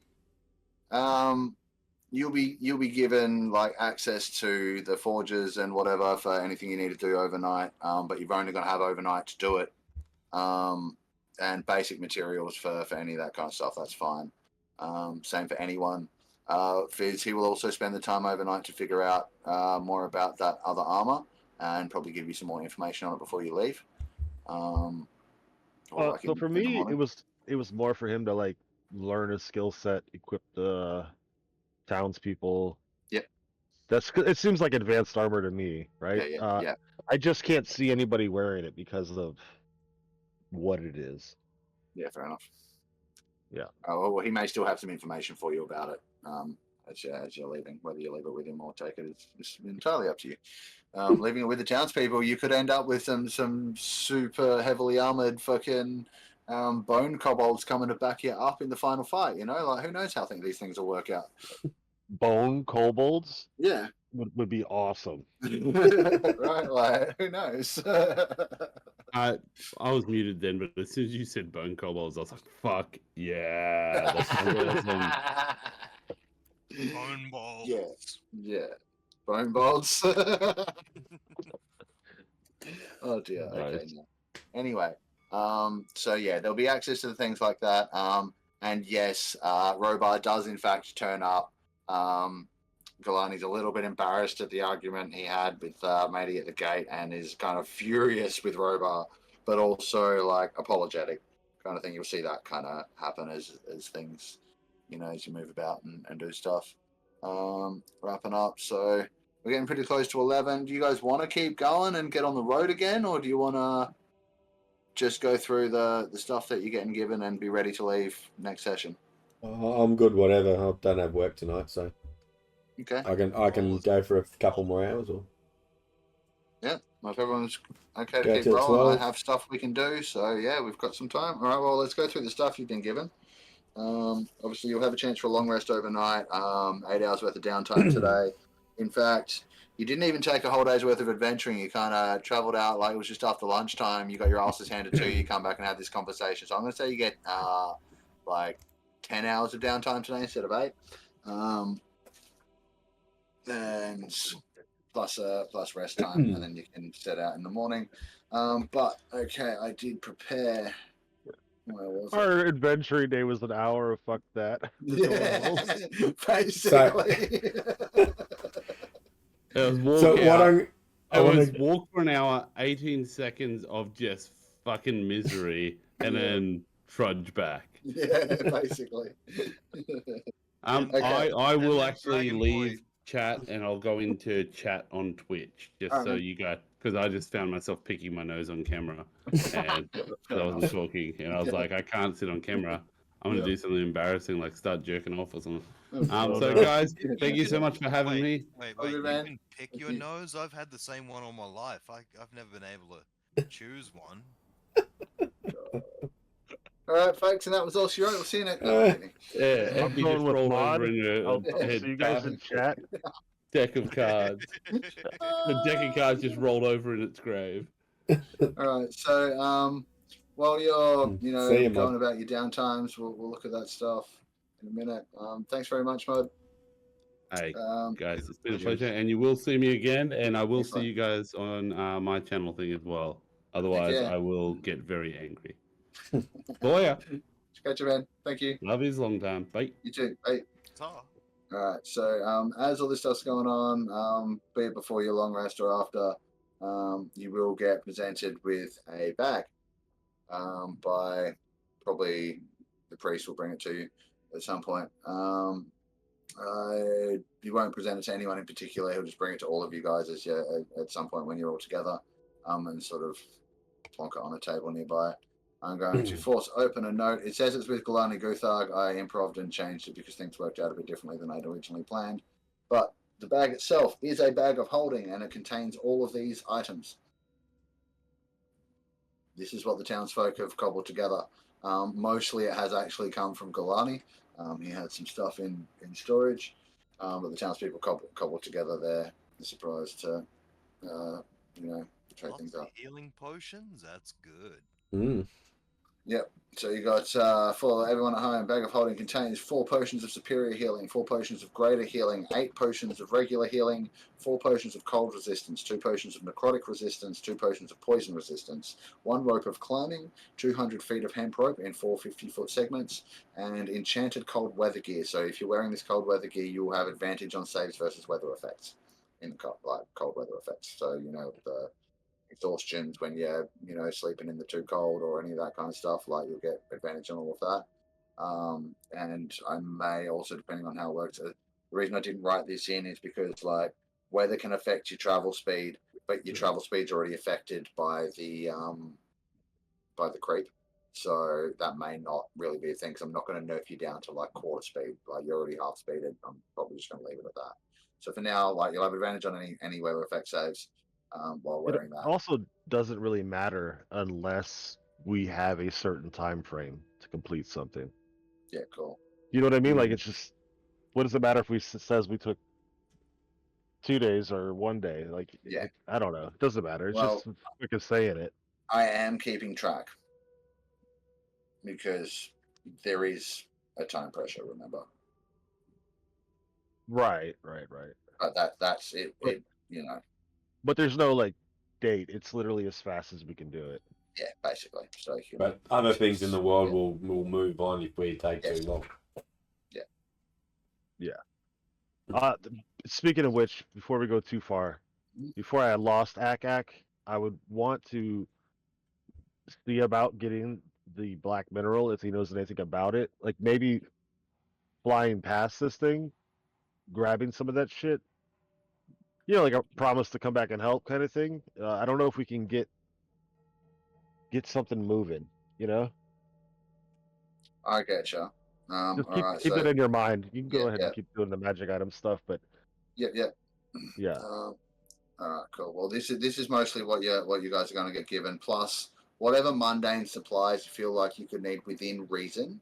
Like they don't have unlimited supplies, but they have a good enough amount of food for you to take for travel. They have some crafting supplies, like all of that kind of stuff. So, any crafting you want to do over this period of downtime, you can consider to have materials provided for free, and you can take some amount of stuff with you that you might need for the road. On the note of crafting, Mhm. it's occurred to me that I could probably use my forging skills on that mechanical spear because it's not magical. Very So true. We make it a +1. Yeah, absolutely free to do that. That's something you just do when you wake up from a long rest, right? That's not your usual like your normal That's right. Yeah. Yeah. Oh, yeah. Good point. It's when I wake up, not before. Yeah, so you will have time to do crafting and stuff in your downtime. I don't think you have anything that's going to get completed in the amount of time you have, so we'll save those rolls for off camera rather than boring through crafting documents and stuff. But yeah, what were you thinking of doing with your downtime? Well, didn't Fizz's armor have a whole lot of holes in it? Oh, that blood. But The bone armor got some holes in it that he put in it, but that's currently with the town blacksmith. Gotcha. Okay. which you should definitely be there. You're a forged cleric. It's an undead armor. Like I kind, in a way, out of character. I kind of like. I'm hoping that you get it, right? Oh, well, it's not much use for me, because You have no idea. I have no idea. No. You can be investigating the armor with Fennec. How's that? And Okay, cool. let's do this. Let's do this. So, first of all, give me a Smith's Tools check and an Arcana check and a Religion check. I was going to say, he has identify. He can just identify it. Identify will only do so much, but also you'll be casting Identify while you do this. Gotcha. So, intelligence check. No offense, Jason. If I found like a robot-y thing, I would try to make sure you got it. So it was Smith's Tools. So strength and proficiency. Strength and proficiency. Gotcha. Yeah, that's your Smith's Tools, and then actually exactly the same as my dex. Cool, and then Arcana as well, and Religion. So the Smith's Tools. We've got. This is good. Good. Well, that's good roll. 19 plus my proficiency, which is 4. So that's 23, I think. Or is that just 19? Yeah, no, plus proficiency. So yeah, if it's plus 4, are you plus 4 proficiency at level 11 or level 12? Yeah. That's the other thing we have to do is go through your levels. So it's all right, cool. So yeah, so 23, that's good. Arcana. Arcana up. Oh, that's a nat 1. Okay. And Religion. Okay, hopefully I'm not losing my religion. Oh dear, 10. 10. Okay. I'm going to let you be assisted by Ferric. Like he's going to step in on your Arcana roll. As you're looking at the magical side of things and give you the help action, so you can have advantage and roll that again. Oh, thank you very much. That's a little better. Okay, that's going to be enough to tell you what I wanted to tell you. All right, so this is Bonecraft armor. It's a rare kind of armor that Ferric, as he's helping you with it, will actually point out. This is what kind of helps you put the pieces together. That the reason why it's so hard to get through is that the bone is not actually melted just to itself. It's actually all individually woven into a nanoweave fiber underneath it. This is the kind of tech that you may not have encountered, but my player has. Yes. So he says it's an. What my player has. Yeah. He says it's an incredibly advanced material that he's not really sure where it comes from exactly. But he's seen it a few times before, and it's incredibly resistant to many different forms of damage, and it's really good as a base for lots of different kinds of armor. So with that gives you the pieces to start figuring out things. You find a few runes on it that are able to be deciphered, and a few other things. So Bonecraft armor counts as legendary plate armor that requires attunement. Not by anyone in particular, it just requires attunement. While wearing it, you have a +2 bonus to AC, so it's the equivalent of +2 plate. You have resistance to necrotic, piercing, and slashing damage. You have immunity to psychic damage with a caveat. You have immunity to being paralyzed, and you can cast Speak with Dead at will, requiring no spell components. Could you please copy and paste this to me? It's a whole item. Don't worry about it. Okay. Yeah. You I think also they sum it up. It's like you're immortal. not quite. Not quite. So the caveat on the psychic damage is as such. If the psychic damage is from a Jeff joke, you are completely immune at all times. If the psychic damage is from any other source, then that creature gets a charisma saving throw equal to a DC equal to half the damage dealt. So you get a charisma saving throw equal to half the damage dealt to negate that, and that's after any regular saving throws you get. But you also suffer the following drawbacks. You are vulnerable to radiant, force, fire, and bludgeoning damage, and you have disadvantage on death saving throws. Oh. So that's it. Oh. You have that armor. Anyone in the party who is able to wear plate armor is welcome to take it, use it, and do what you will with it. But that's what it can do. Wow. Yeah. Mm. This is a completely homebrewed item, obviously. It was actually intended for you, Fizz, the immunity to Jeff's psychic damage. Just to make sure you never died from that again. But it is what it is, and you guys can feel free to do with that what you will. But yeah, you're facing a not ordinary lich, guys. I'm going to power you up a little bit before you get there. Don't worry. I want it to be a good fight. I don't want to just flatten you. DPK, DPK. We get close enough to that anytime, so so yeah, that's the Bonecraft armor, and that is a homebrew magic item that can be added to your sheet. So whoever decides to take that, go ahead and do so. Okay, so I'm willing to take the risk. There you go. Yeah, well, meant for you. All right. In saying that, when you take your armor off, I'll be like, He's not wearing any. oh, he's not wearing any? I thought he was wearing armor too. He's an unarmored defense barbarian, but this AC nice. is way higher than what he gets from that. So, that's going to be very interesting. Yep. Okay. So for you, Jeff, because when you rage, can you rage in heavy armor? No, they can't wear heavy armor. He gets you can't rage. You can't medium armor. You can do whatever you want.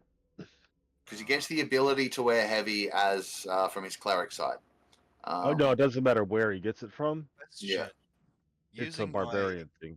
Using my amazing skills at smithing, could I take bits off it and reduce it to a medium armor? I don't see why you couldn't potentially make it a half plate, but it's not going to be easy, and you risk fucking it entirely. Yes. Yeah. Or just take an arm off, and then there you go.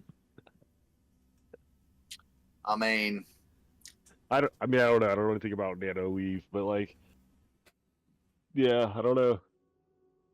And that was kind of the point of bringing it to the blacksmith, was so they could replicate it. Yeah. I think that he would say if you gave him another couple of days, or another day maybe, because you're going to be wanting to head back out. Like if he had enough time, he could probably separate out the parts. He thinks he has the tools to do it, and leave you with a form of medium armor, and then he could use the leftover parts to reverse engineer for people here if he can find the right components. So nice. You guys could, if you like, being that like the militia's kind of ready to back you up, but also they're nervous to go out there, so they won't force you to go out before you're ready. They won't get shitty with you or anything. You could take an extra day, have a whole other day's downtime to work on some other stuff or whatever while this gets done.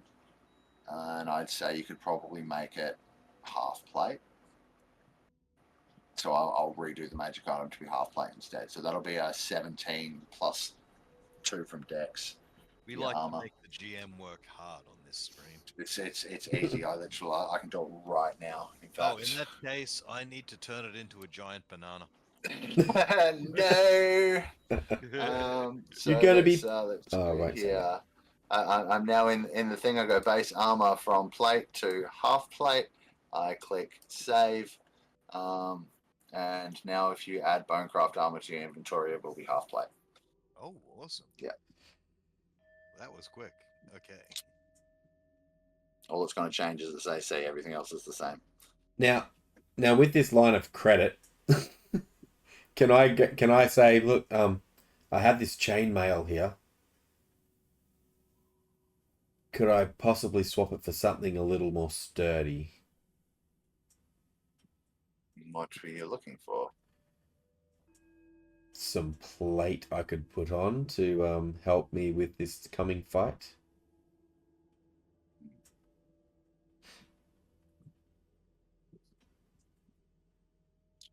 Let me see what I have. And you can see that he's a little bit perplexed because he obviously doesn't have anything in the shop.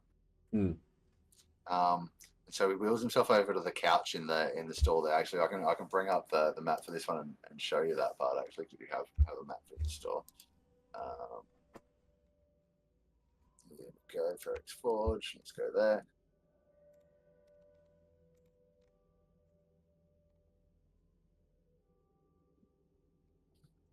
Just waiting for it to go. Go to the place. Refreshing. Oh, taking a minute.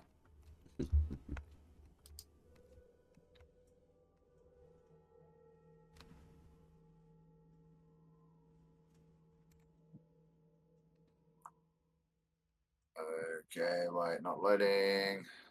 Here we go.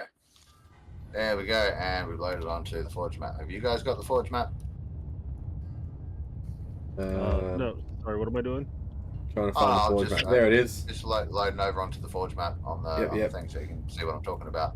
So he kind of like scrolls over, and you see the little footstool next to the couch. He sort of like shoves that out the way, drags the rug over, and it's like he's got a little grabbing hook thing that he reaches down from the side of his chair to do that, and that reveals the hatchway like you've seen in other places.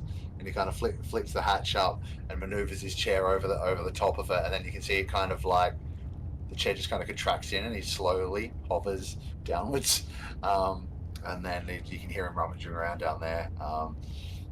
It takes him a few minutes, and then he kind of like, you see him first. His head pops back up, and he hears like this what's the word, like this cyclic pulsing vibrating sound as he's lifting up. There's like kind of like a levitation fucking repulsor thing. And as he gets to the point where you think he would like shift over and close the hatch, he keeps lifting almost up to the roof, and following him is a suit of like old, battered, dented plate armor. And he sort of like brings it over and like plops it down. It sort of clatters all over the ground. He pops down, puts everything back, and he's like, "Oh, that always takes a second. Give me a few hours. I'll polish this up and see if we can get it to fit you." Hey, oh, I might even say this in character. I can increase the power of a piece of armor. I could, a non-magical piece, that is. I could never do it to this bone plate, but that looks like non-magical. I could perhaps add my magic to that. You're dumb, my friend. You are aware that the amount of power an armor has is kind of redundant, right? It's designed to protect you. I know you don't wear it, but normally, but I do mean protection. It's perhaps a mistranslation. My common was learnt in another area. Oh, I see. Okay, yes. Well, certainly. I'll polish it up, and you make it better. Sounds like we might have a little possible something here. But when I say line of credit,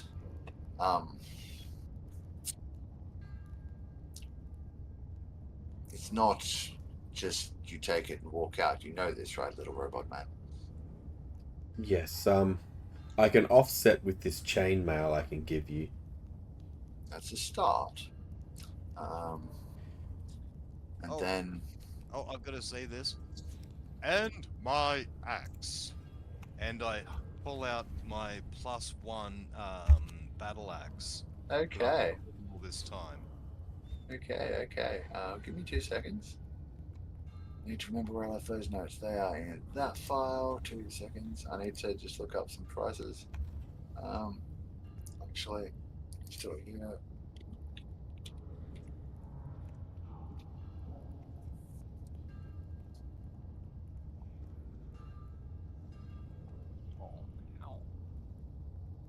Sorry, the cat's here. Here she is. Hey, look at the camera. Nope, away from the camera. You're not a lol cat. I understand. Are you talking to the cat? Let's try this. I'm just grabbing some basic prices on some things. Okay, so that's that.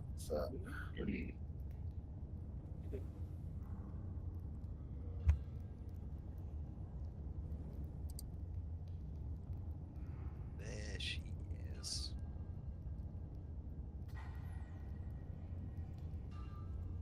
Alright, The keyboard. make me a persuasion check, both of you. A persuasion check. Yeah.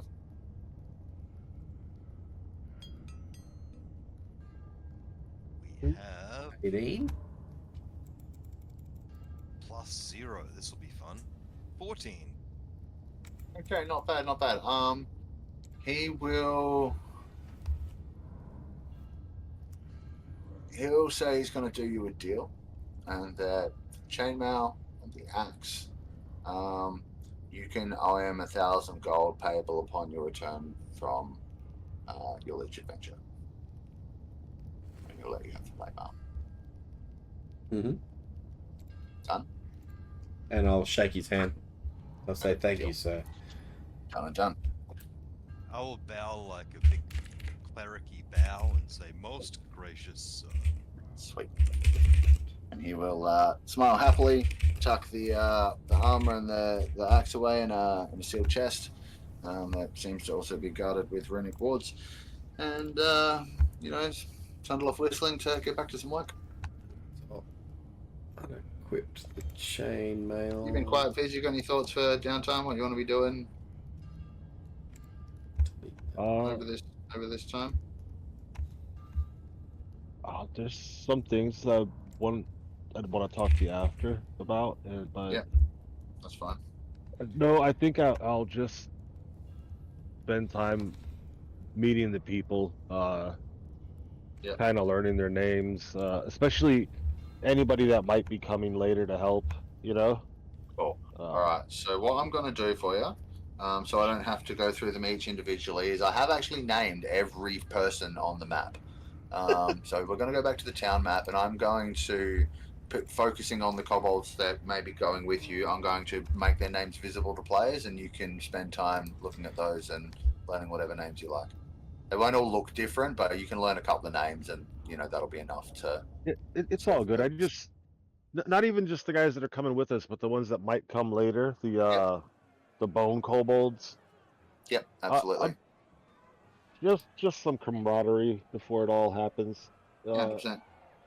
Well, in that case, what I might just do then is I will make all of the tokens in town's name visible to players, and so you guys can now see them and just what to call them if you're dealing with them one-on-one, in any given situation.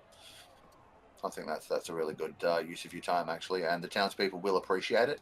Like you'll see the more time any of you spend doing this, and you'll obviously notice at first they'll probably warm to you quicker because, like Ralph started, like really spending time with them first. Mm-hmm. Is that they start to sort of like look up to you as they're starting to look up to you with the same kind of respect that they look up to Captain Gord or. Let's face it, their god asked us for help. Yeah. So yeah, they're looking at you as potential saviors, and they'll bend over backwards to help you. Like in the game where you get the full ticked reputation with these guys with the town, you're like almost there. You're at the step before that. Everybody liked that.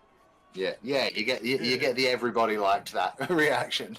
I'm not going to go and do that to all the tokens now because it's time consuming, but I'm just going to group select all of these ones that are here with you. Let's include him and Captain Gord, unselect you. I'll do the rest of town later, but for now, token options, show name to players is now enabled, and always display name is now enabled. There you go. You should be able to move them around. The ones that have Northern Waste Cobalt on them, I'm just going to turn that off. Lots of names. I pulled them in from elsewhere. Yeah, I'll zoom in for the players. There we go. Now everyone at home can see the names. Yeah, I'm going to zoom in as well and see how well I can actually see those. I might move some around so you can see the names a little bit better. Yeah, I'll move the... I'm going to move the dwarves over here because they've got 2-word names. It'll be a little bit easier to see. They're both also dressed in similar garb but dwarf size. They seem to be part of the militia. And you have Jaxie as the militia leader. Zox, Garen, Ravi, Sade, Ren, Zik, God, Ador, Hello, yeah, you know, and lots of similar names to that. All the other NPC, you know, like generic NPCs have names as well. It's just sort of like had something to riff on if you guys ever asked, like, oh, who's this one? Just like, I'm not falling for that. I'm ready for you. Yeah, that's good because I'm never ready for that. I'm open to suggestions. What should this guy's name be? I'm horrible. A cunt to hack or something like that. Cut in the hat. Got it. Cunt in the hat. Yep. We don't have this conversation in front of the guy. Like, really. Or the villagers, or the priests. animals, or the priests, or bugs. Or bugs. Just in case they look up to him too. Just in case they've got speak with animals somewhere. Hey, who knows? There might be some, like, druid among them who likes to just turn into a cockroach and perv on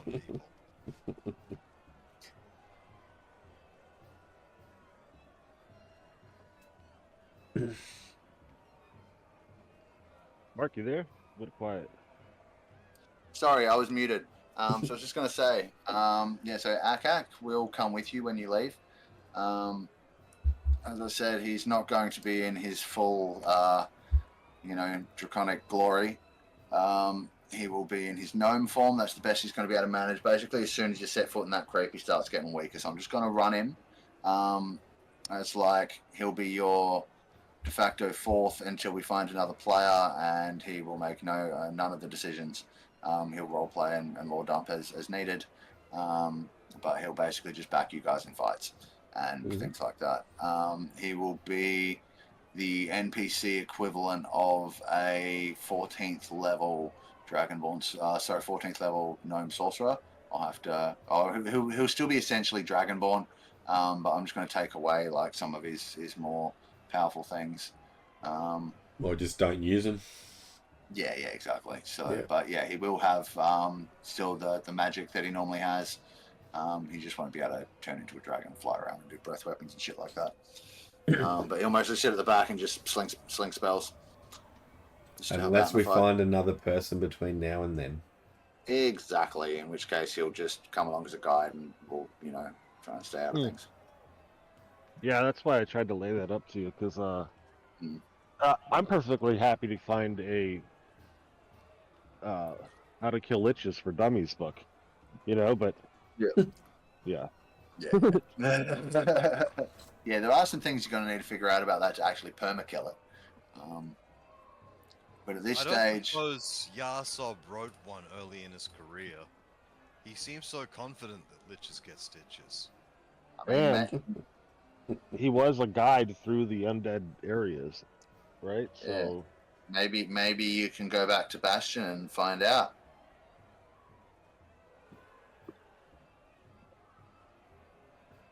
Like, I don't know. Good. You got none of his memories, but like these guys know where he comes from.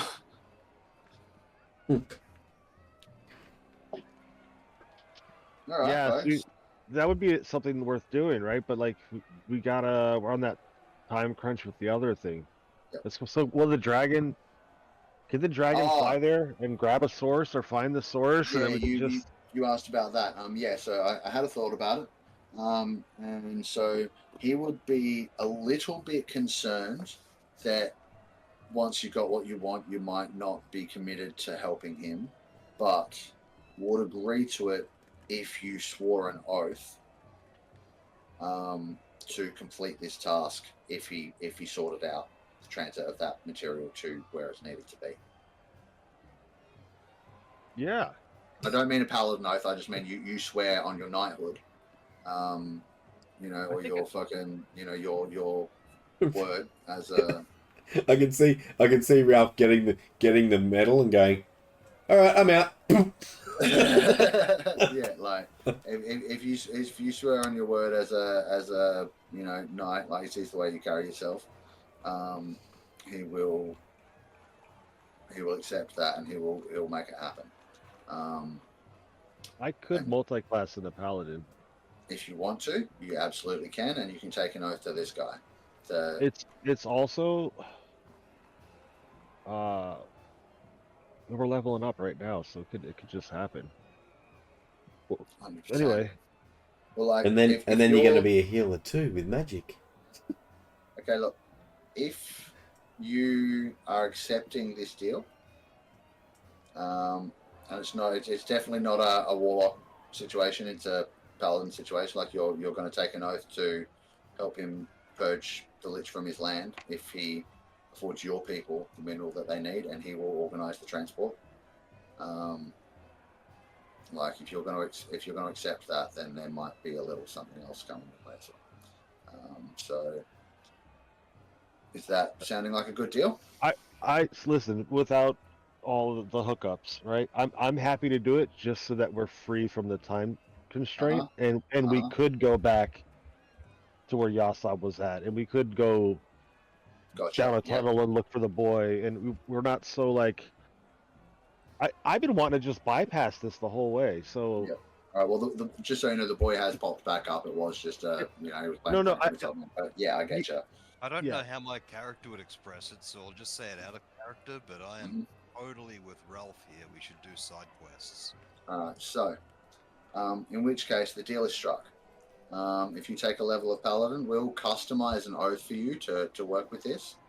And might even get you some cool, like, cold powers or something. On top of that, you have achieved the mission. You've got the source of mineral hooked up. You don't even need to worry about how it's getting there. Like it's done. This stuff will start being delivered to the places that you tell him. And with that, you can all advance to level 13, as that was one of the other milestones. What? Yeah. Nice. That actually works out great because then I get my ASI and can choose Paladin. Bingo. There you go. So that will be a thing. I was saying it like, yeah, I could multi-class into Paladin because I can use this ASI to put into Charisma. And, oh wait, yeah, I'm just like, let me hear him out for a minute before I drop this one on him. Yeah. So yeah, now there you go. You guys will be level 13 for next week, and for whatever we've only probably got half an hour to go. So I think we'll just talk around what we're doing. Maybe you guys can then, since you're not rushing back out again, you can even spend another couple of days downtiming and crafting things and stuff and going back to, and so actually, I will say that with the nights, a couple of nights sleep here, you'll start to get worse and worse with your dreams, and you won't be recovering from your exhaustion. You won't get more exhausted, but you're not recovering from the exhaustion that you already have. And through a bit of, we can just hand wave a little bit, through a bit of research, a bit of, talking with the priest here maybe and a Karthanak, you'll figure out a little bit more about your condition, that you are in fact not fully a vampire. You are this thing known as a Dampier, and your hunger is going to get worse over time, and it is going to be a challenge for you, but you're not automatically doomed to succumb to it. You can fight it. Okay. Yeah. as a part of that oath and that deal, Mhm. can I persuade the cunt in the hat to give us diamonds from his hoard? Ooh, Make what? me a 25,000 persuasion gold check. worth? And I'll even let you make this a group persuasion check. And even after that, Jeff is going to have the final choice in what happens to his character. But let's see. So you 19. got a 19.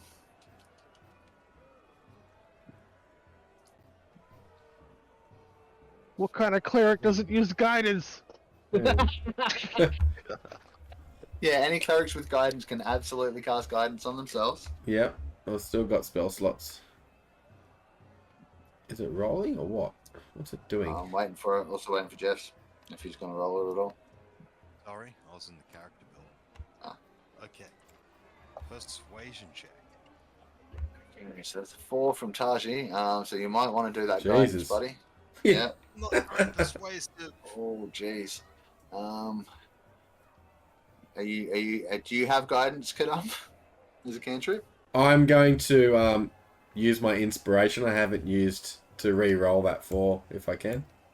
You mean your hero point? Yep. I've got thaumaturgy. I could make my eyes look really innocent and pretty while I tell you what, it's nearly the end of the session. I'm feeling really generous. Who's got hero tokens left? Yeah, I do. All of you. You hand me all 3 of them right now, and I'll allow this to succeed, and he will agree to bring you the diamonds you need. Okay. I'd like to roll sleight of hand. And steal them. 4? I'm just kidding. Oh dear. Okay. So he will. I think there's going to be a little bit of back and forth interrogation. He'll determine that you already have how many diamonds worth how much, not including Fizz, the one in Bucket's helmet. He doesn't find out about that one. Here's one. There's No, only you one guys- that I know of. We grabbed a couple guys- in that fight. Hang on, let me think. It was 1 of 1,000 1,000? from the leader guy. There was 2 of 500, so that's 2,000, and it was 3 of 300. So you got 2,900 worth already. Mm-hmm. Right? He will bring you 22,100's worth. So you have to chuck in the diamonds that you just found in the last fight, but you'll be brought the rest.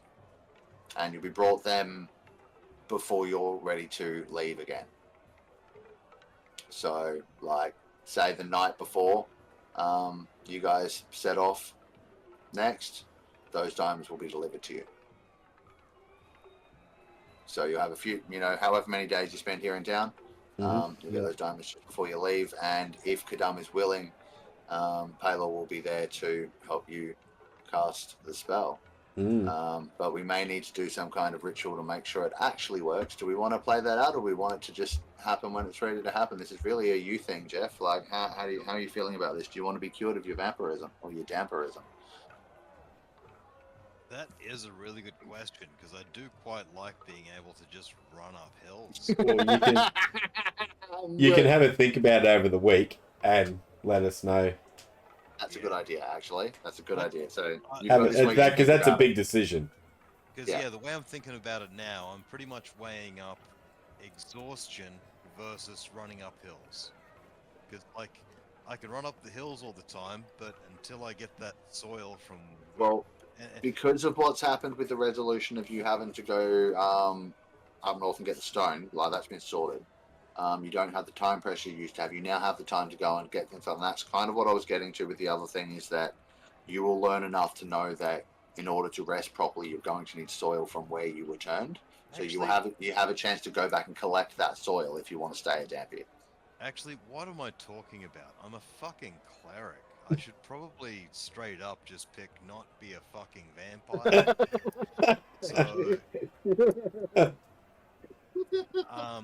yeah, I'm probably going to lead toward that, not a cure.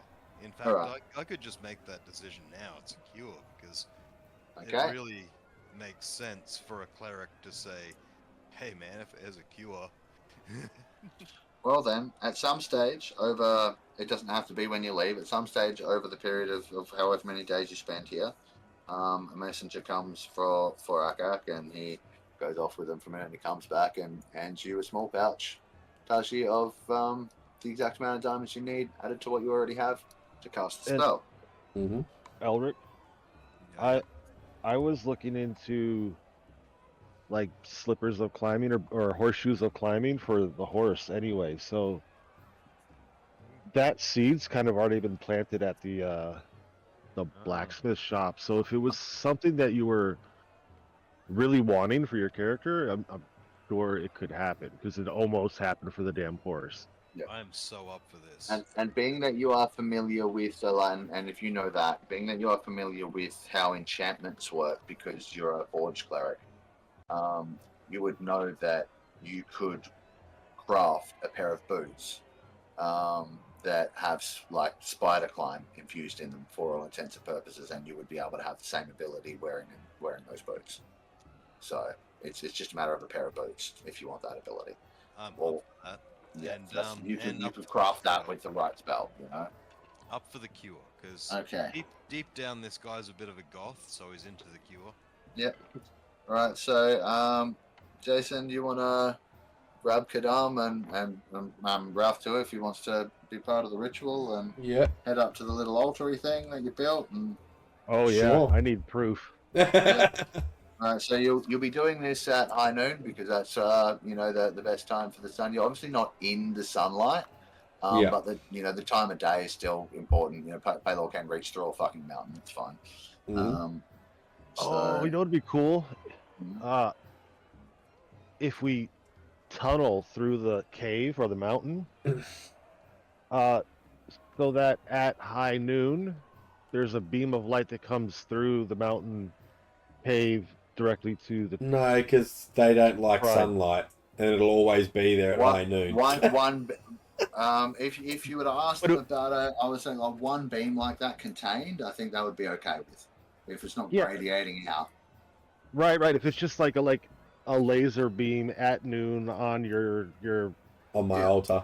fruit Yeah, stand thing. And Yeah, it's yeah. only there for that 60 seconds of high noon. It's the only time it's there. Sort of once a day.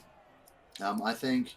I don't yeah, a know how little bit- practical that is or whatever, but it's. I love cool. the idea, I've got something for it. So, as you guys go ahead and do the ritual, Taiji, obviously you'll invoke Paylor, Mhm. and you'll go to attempt to cast this True Resurrection. So let's pull up True Resurrection. Do you think you could pull it up and put it on screen for everybody?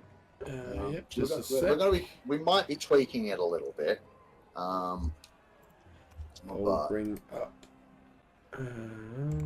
known spells. I'm getting it as well, just so I can see it. True. Okay, that's not This gonna is a work because I'm not that big high. It's not gonna come up there for you. Sorry? It's not going to come up on that list for you. You're just going to get it in D&D Beyond, and it's all right. So I'll just read it out. It's a 9th level spell. It takes an hour to cast. Okay, so you guys are going to gather and get comfortable, Ralph.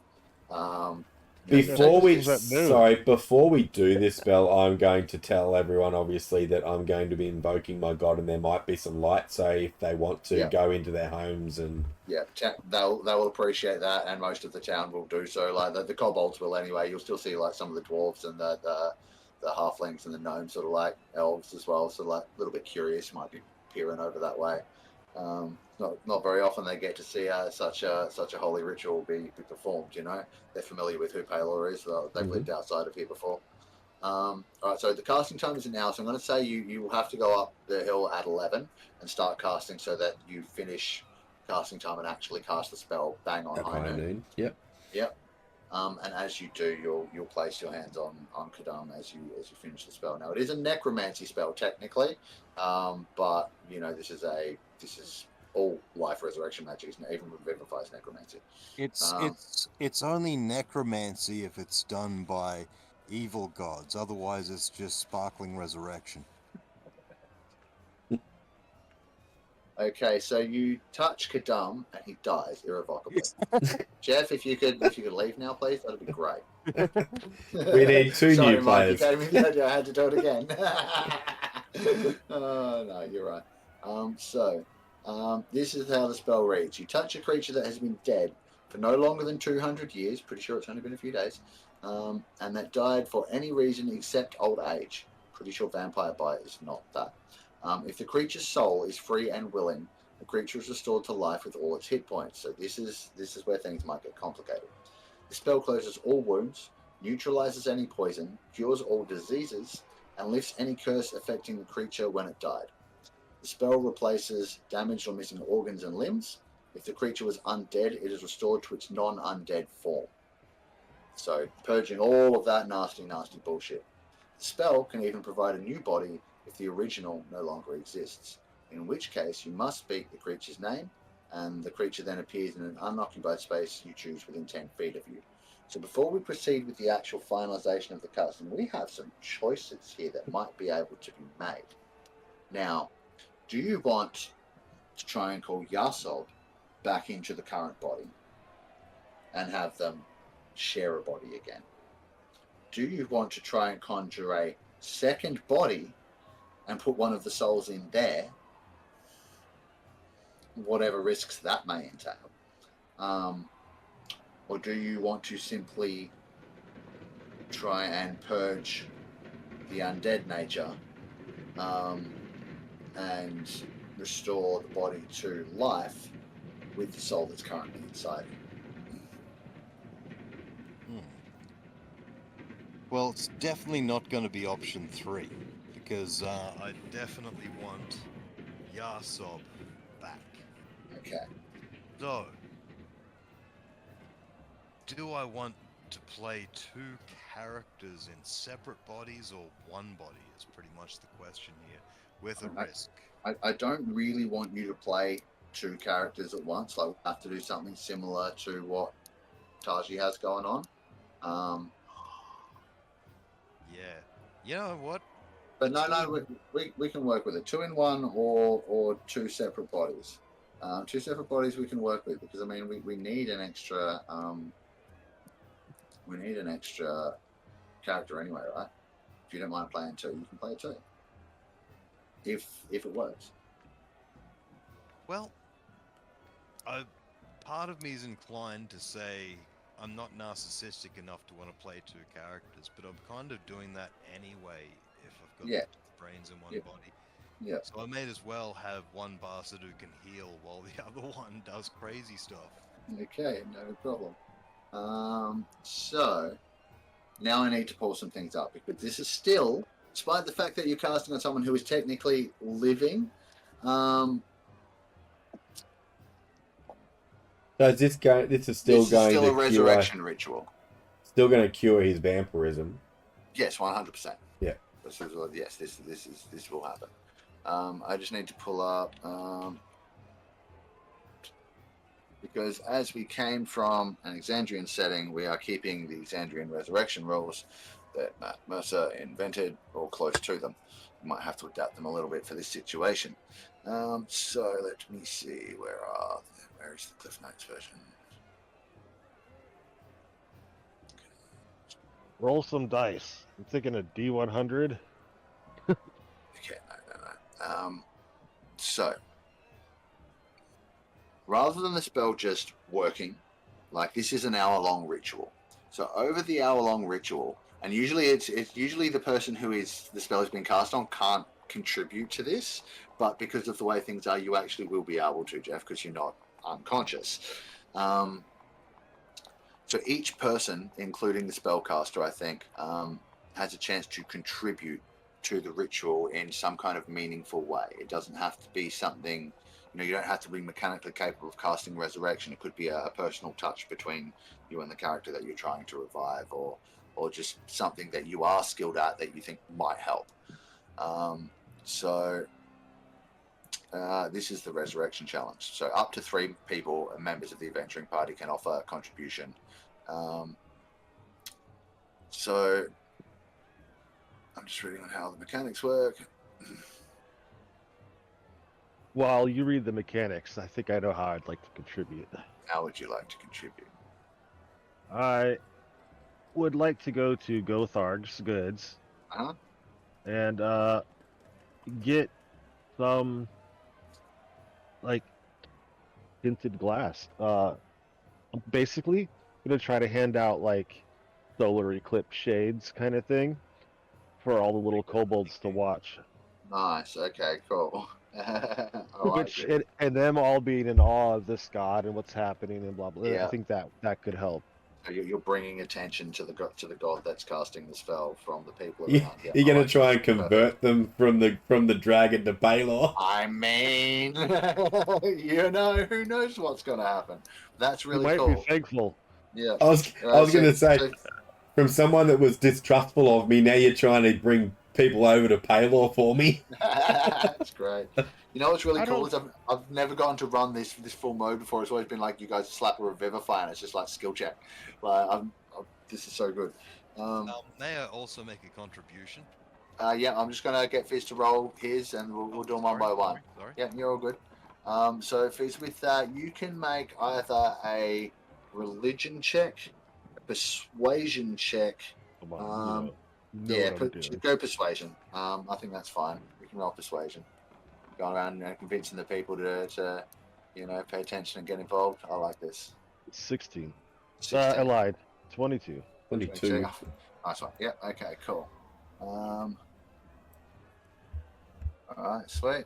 Not a problem.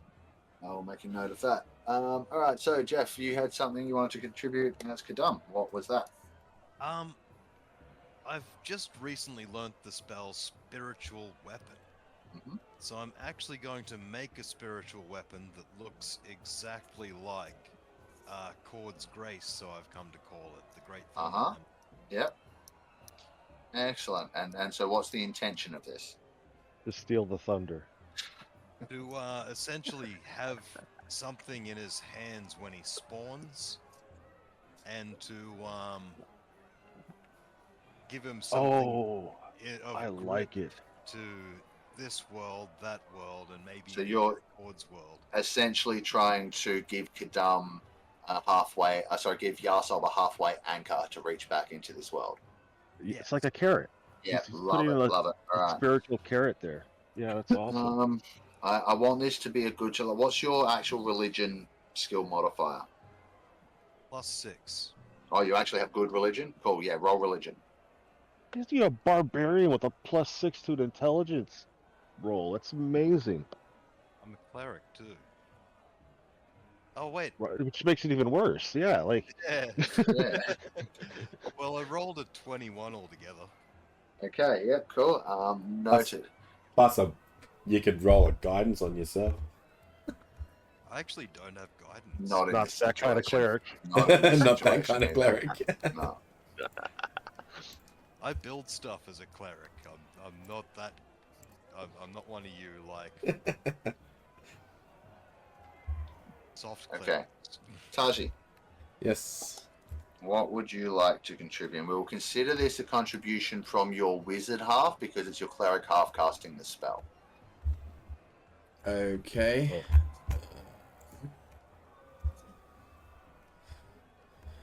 My wizard half. What would your wizard do to try and help bring Yahsob back?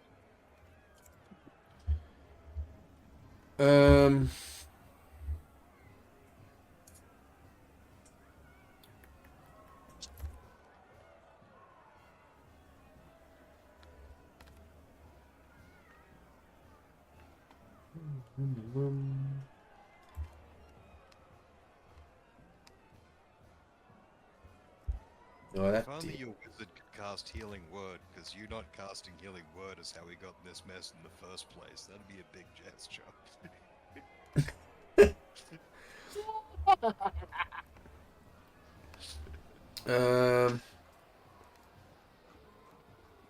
Hey, wait. I've got an idea. The wizard does nothing. The wizard does nothing. Well, Because if he counter wasn't spell. so busy casting fireballs, maybe the cleric would have had use of the arms to Well. fucking cast a healing spell. Or maybe, I'm joking. maybe an idea. Your wizard could just give thoughts of the coast. Okay, Kadam and Yahsob both die. Not a lot. No. So yeah, what are you thinking, Jace? Oh, there's not really much he can really do. I was sort of thinking I've got power surges, but that's more to do with damage. I don't Think more character. You know, like it doesn't have to be what abilities do you have. It's what would your character do for his companion. It'll be I know more you hadn't known more each along other the for lines ages, of but I think the wizard would just sort of try and filter what power he had into his brother to sort of bolster his. yep, I gotcha. All right, let's call that Arcana. Arcana Okay. with, wait for it. Arcana with, and this is gonna fuck you, wisdom or charisma, your choice. What about history with charisma? Like remembering a friend. I don't know. There's Yeah. Sorry, go I ahead. mean, no, it could also work. Either, whichever one you prefer. History or Arcana with wisdom or charisma. How do I change that? Just tell me what you're using, and we'll figure it out. Just roll a d20. Well, I'll use Arcana because he's a wizard, so that's what he's good at. So it'll be He's trying to proficiency, channel his power. which is +4, right? Plus whatever your wisdom or charisma modifier is. Yeah. Okay. So it'll be a +6. Okay, so +6. D20 +6. Roll me that. The DC we're looking for is 20, which everyone has passed so far. 21. Nicely done. All right, now it comes around to your cleric. As he feels, as promised, the presence of Palor descend upon him. As he does, and bang on what would be high noon,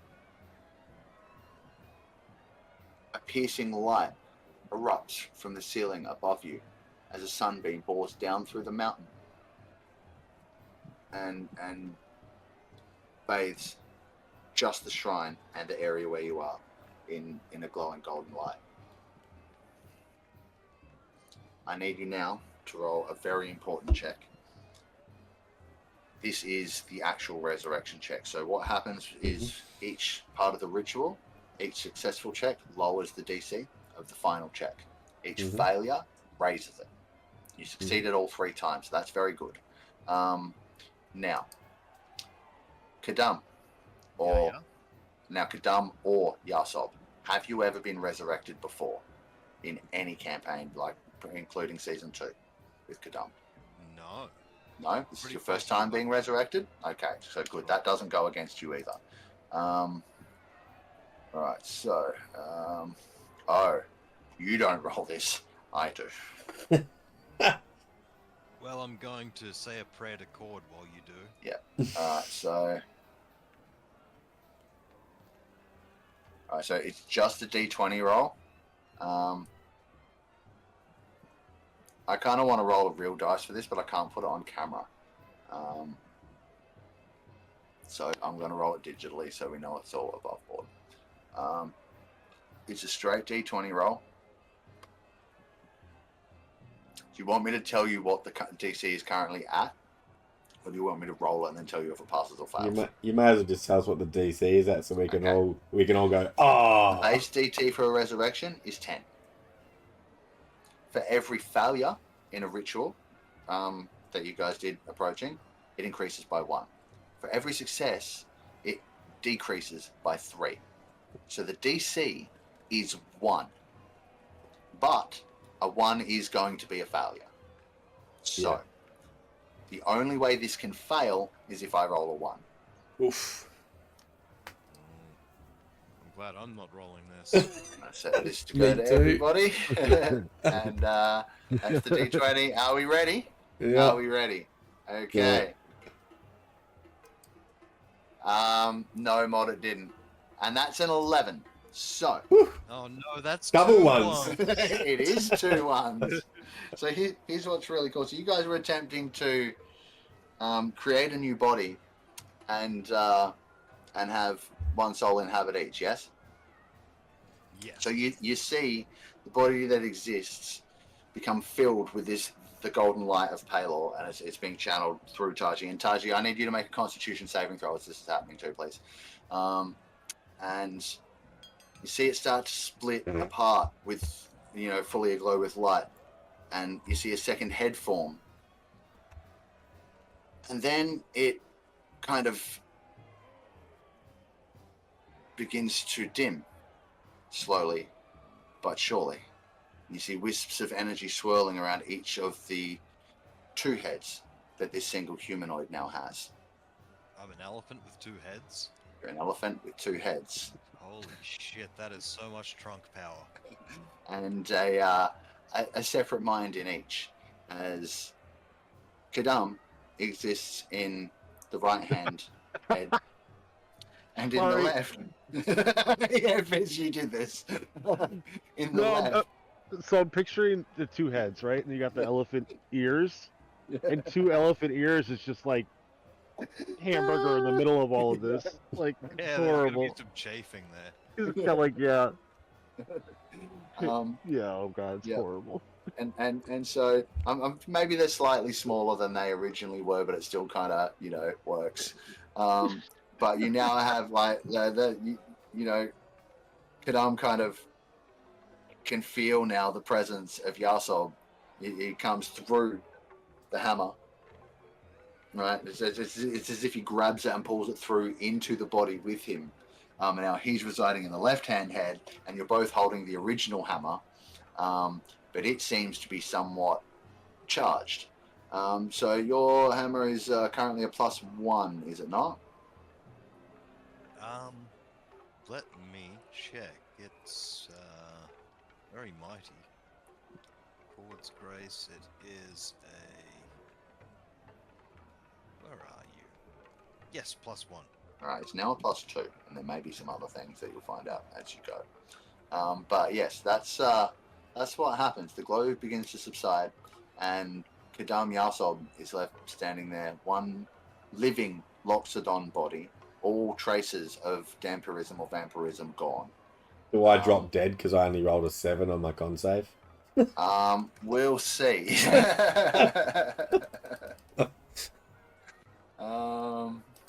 see. I think about that, Penny. Oh, can I dramatically heal him before he hits the ground? Well, it depends. He just took 55 points of radiant damage. Oh. Ah. Are you still standing? Oh, no. Oh, I only had 50. Oh, did we do a short rest at all? Yeah. Yeah. Oh, I didn't put that on. Hang on. Okay, so well, what are you on 54? I was on 54, yeah. You can assume you healed enough to be okay. So You would I'll have just had to have put had a that long short rest, rest. because this is happening. oh at yeah, noon. this is ages later. Yeah, so no, you're fully healed at this point. So whatever your max is, you're 55 down. 117, so that's fine. So that sort of happens, and you can feel like you just get utterly like So 55 consumed damage. by the presence of Palor for the moments that you're casting the spell, and it's just the searing blindness of the light, and so hence you take that amount of damage. But you are still alive, and eventually you can see again, like after a minute or two, and after You'll see like presence has left you. an oil dribble coming down my eye as I like feel my God's presence. Nice. After it has left you, you feel just like closer to Palor than you ever have before, but also just more resilient than ever. Like nothing can touch you. All of your saving throws permanently increase by 1.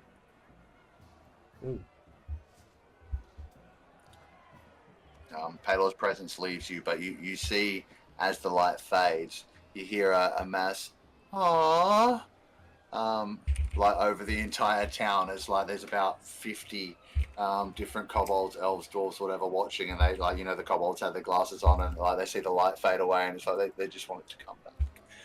um, so I think, folks, that might be where we wrap it up tonight. It's 5 to midnight here. And that is a really nice point to leave it, I think. We have a new two-headed elephant. Sorry to keep doing things like this to you, Jeff, but it was too hilarious not to. Only 3 tusks. I'm actually looking forward to this. I'm looking forward to trunky fist bumps. Like they're just gonna. They got along pretty well before all this. Yes. It's just that Oh, right now I don't think. Oh, that's a question. Does Kadam know? Like, does he get any memory of Yahsob back, or does he... yeah, I think what's going to happen is you won't share any of the memories since the split, right? Like since you returned. So everything you've experienced since that happened is all in Kadam's head, and everything that Yahsob went through in the afterlife is all Yahsob's only, and that's DM purview. I'll let you know about that later.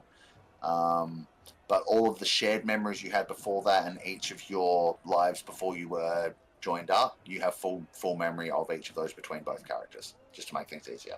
Oh, that makes the end of this even better. Yeah. That means Yahsob could, for example, say, "Hey, finally me back. Good to see you, friend." Trunky fist bump. Yes. Close scene. Love it. That is perfect.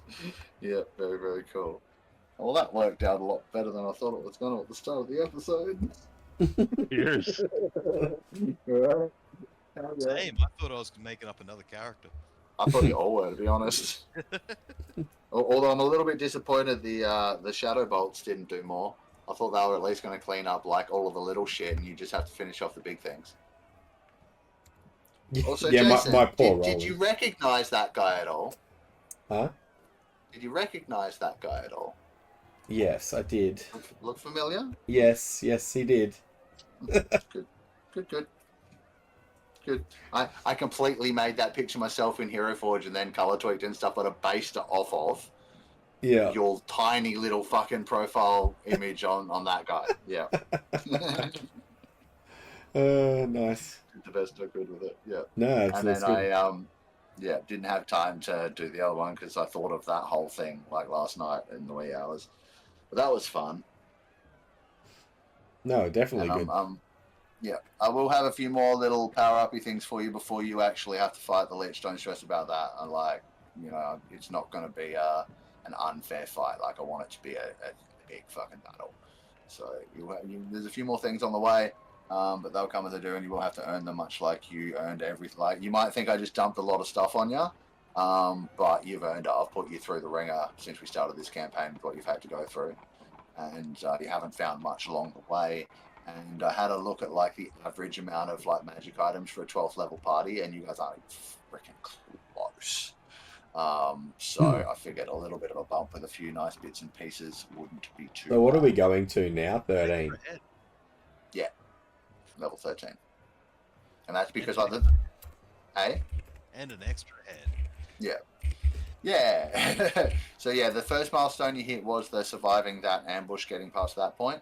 And the other one was, and this was, you could have achieved this at whatever point you got there. It was literally establishing that connection to get that ore for the Common Alliance. So once that was done, you were getting a level regardless of where you were. So, well done. So with my wizard, because he didn't level to 12, is he just going up to 12 now? And my cleric to 13? He will go up to 12, yeah, and you'll go up to 13, and we'll do the same thing. Like, he'll level up a bit later, but he does get to 12, yes. Cool. Yeah. You should probably end the stream. Yep. Yeah, why We'll not? do that. It's fun to have a little bit of chat about things, but yeah, we're going to head off, guys. Thank you very much. That was a whole lot of fun. We'll be back next week to see where these see where these guys go from here. Now that they don't have the time pressure that they used to have, and yeah, thanks very much. Peace out. See you next week, folks. Yeah.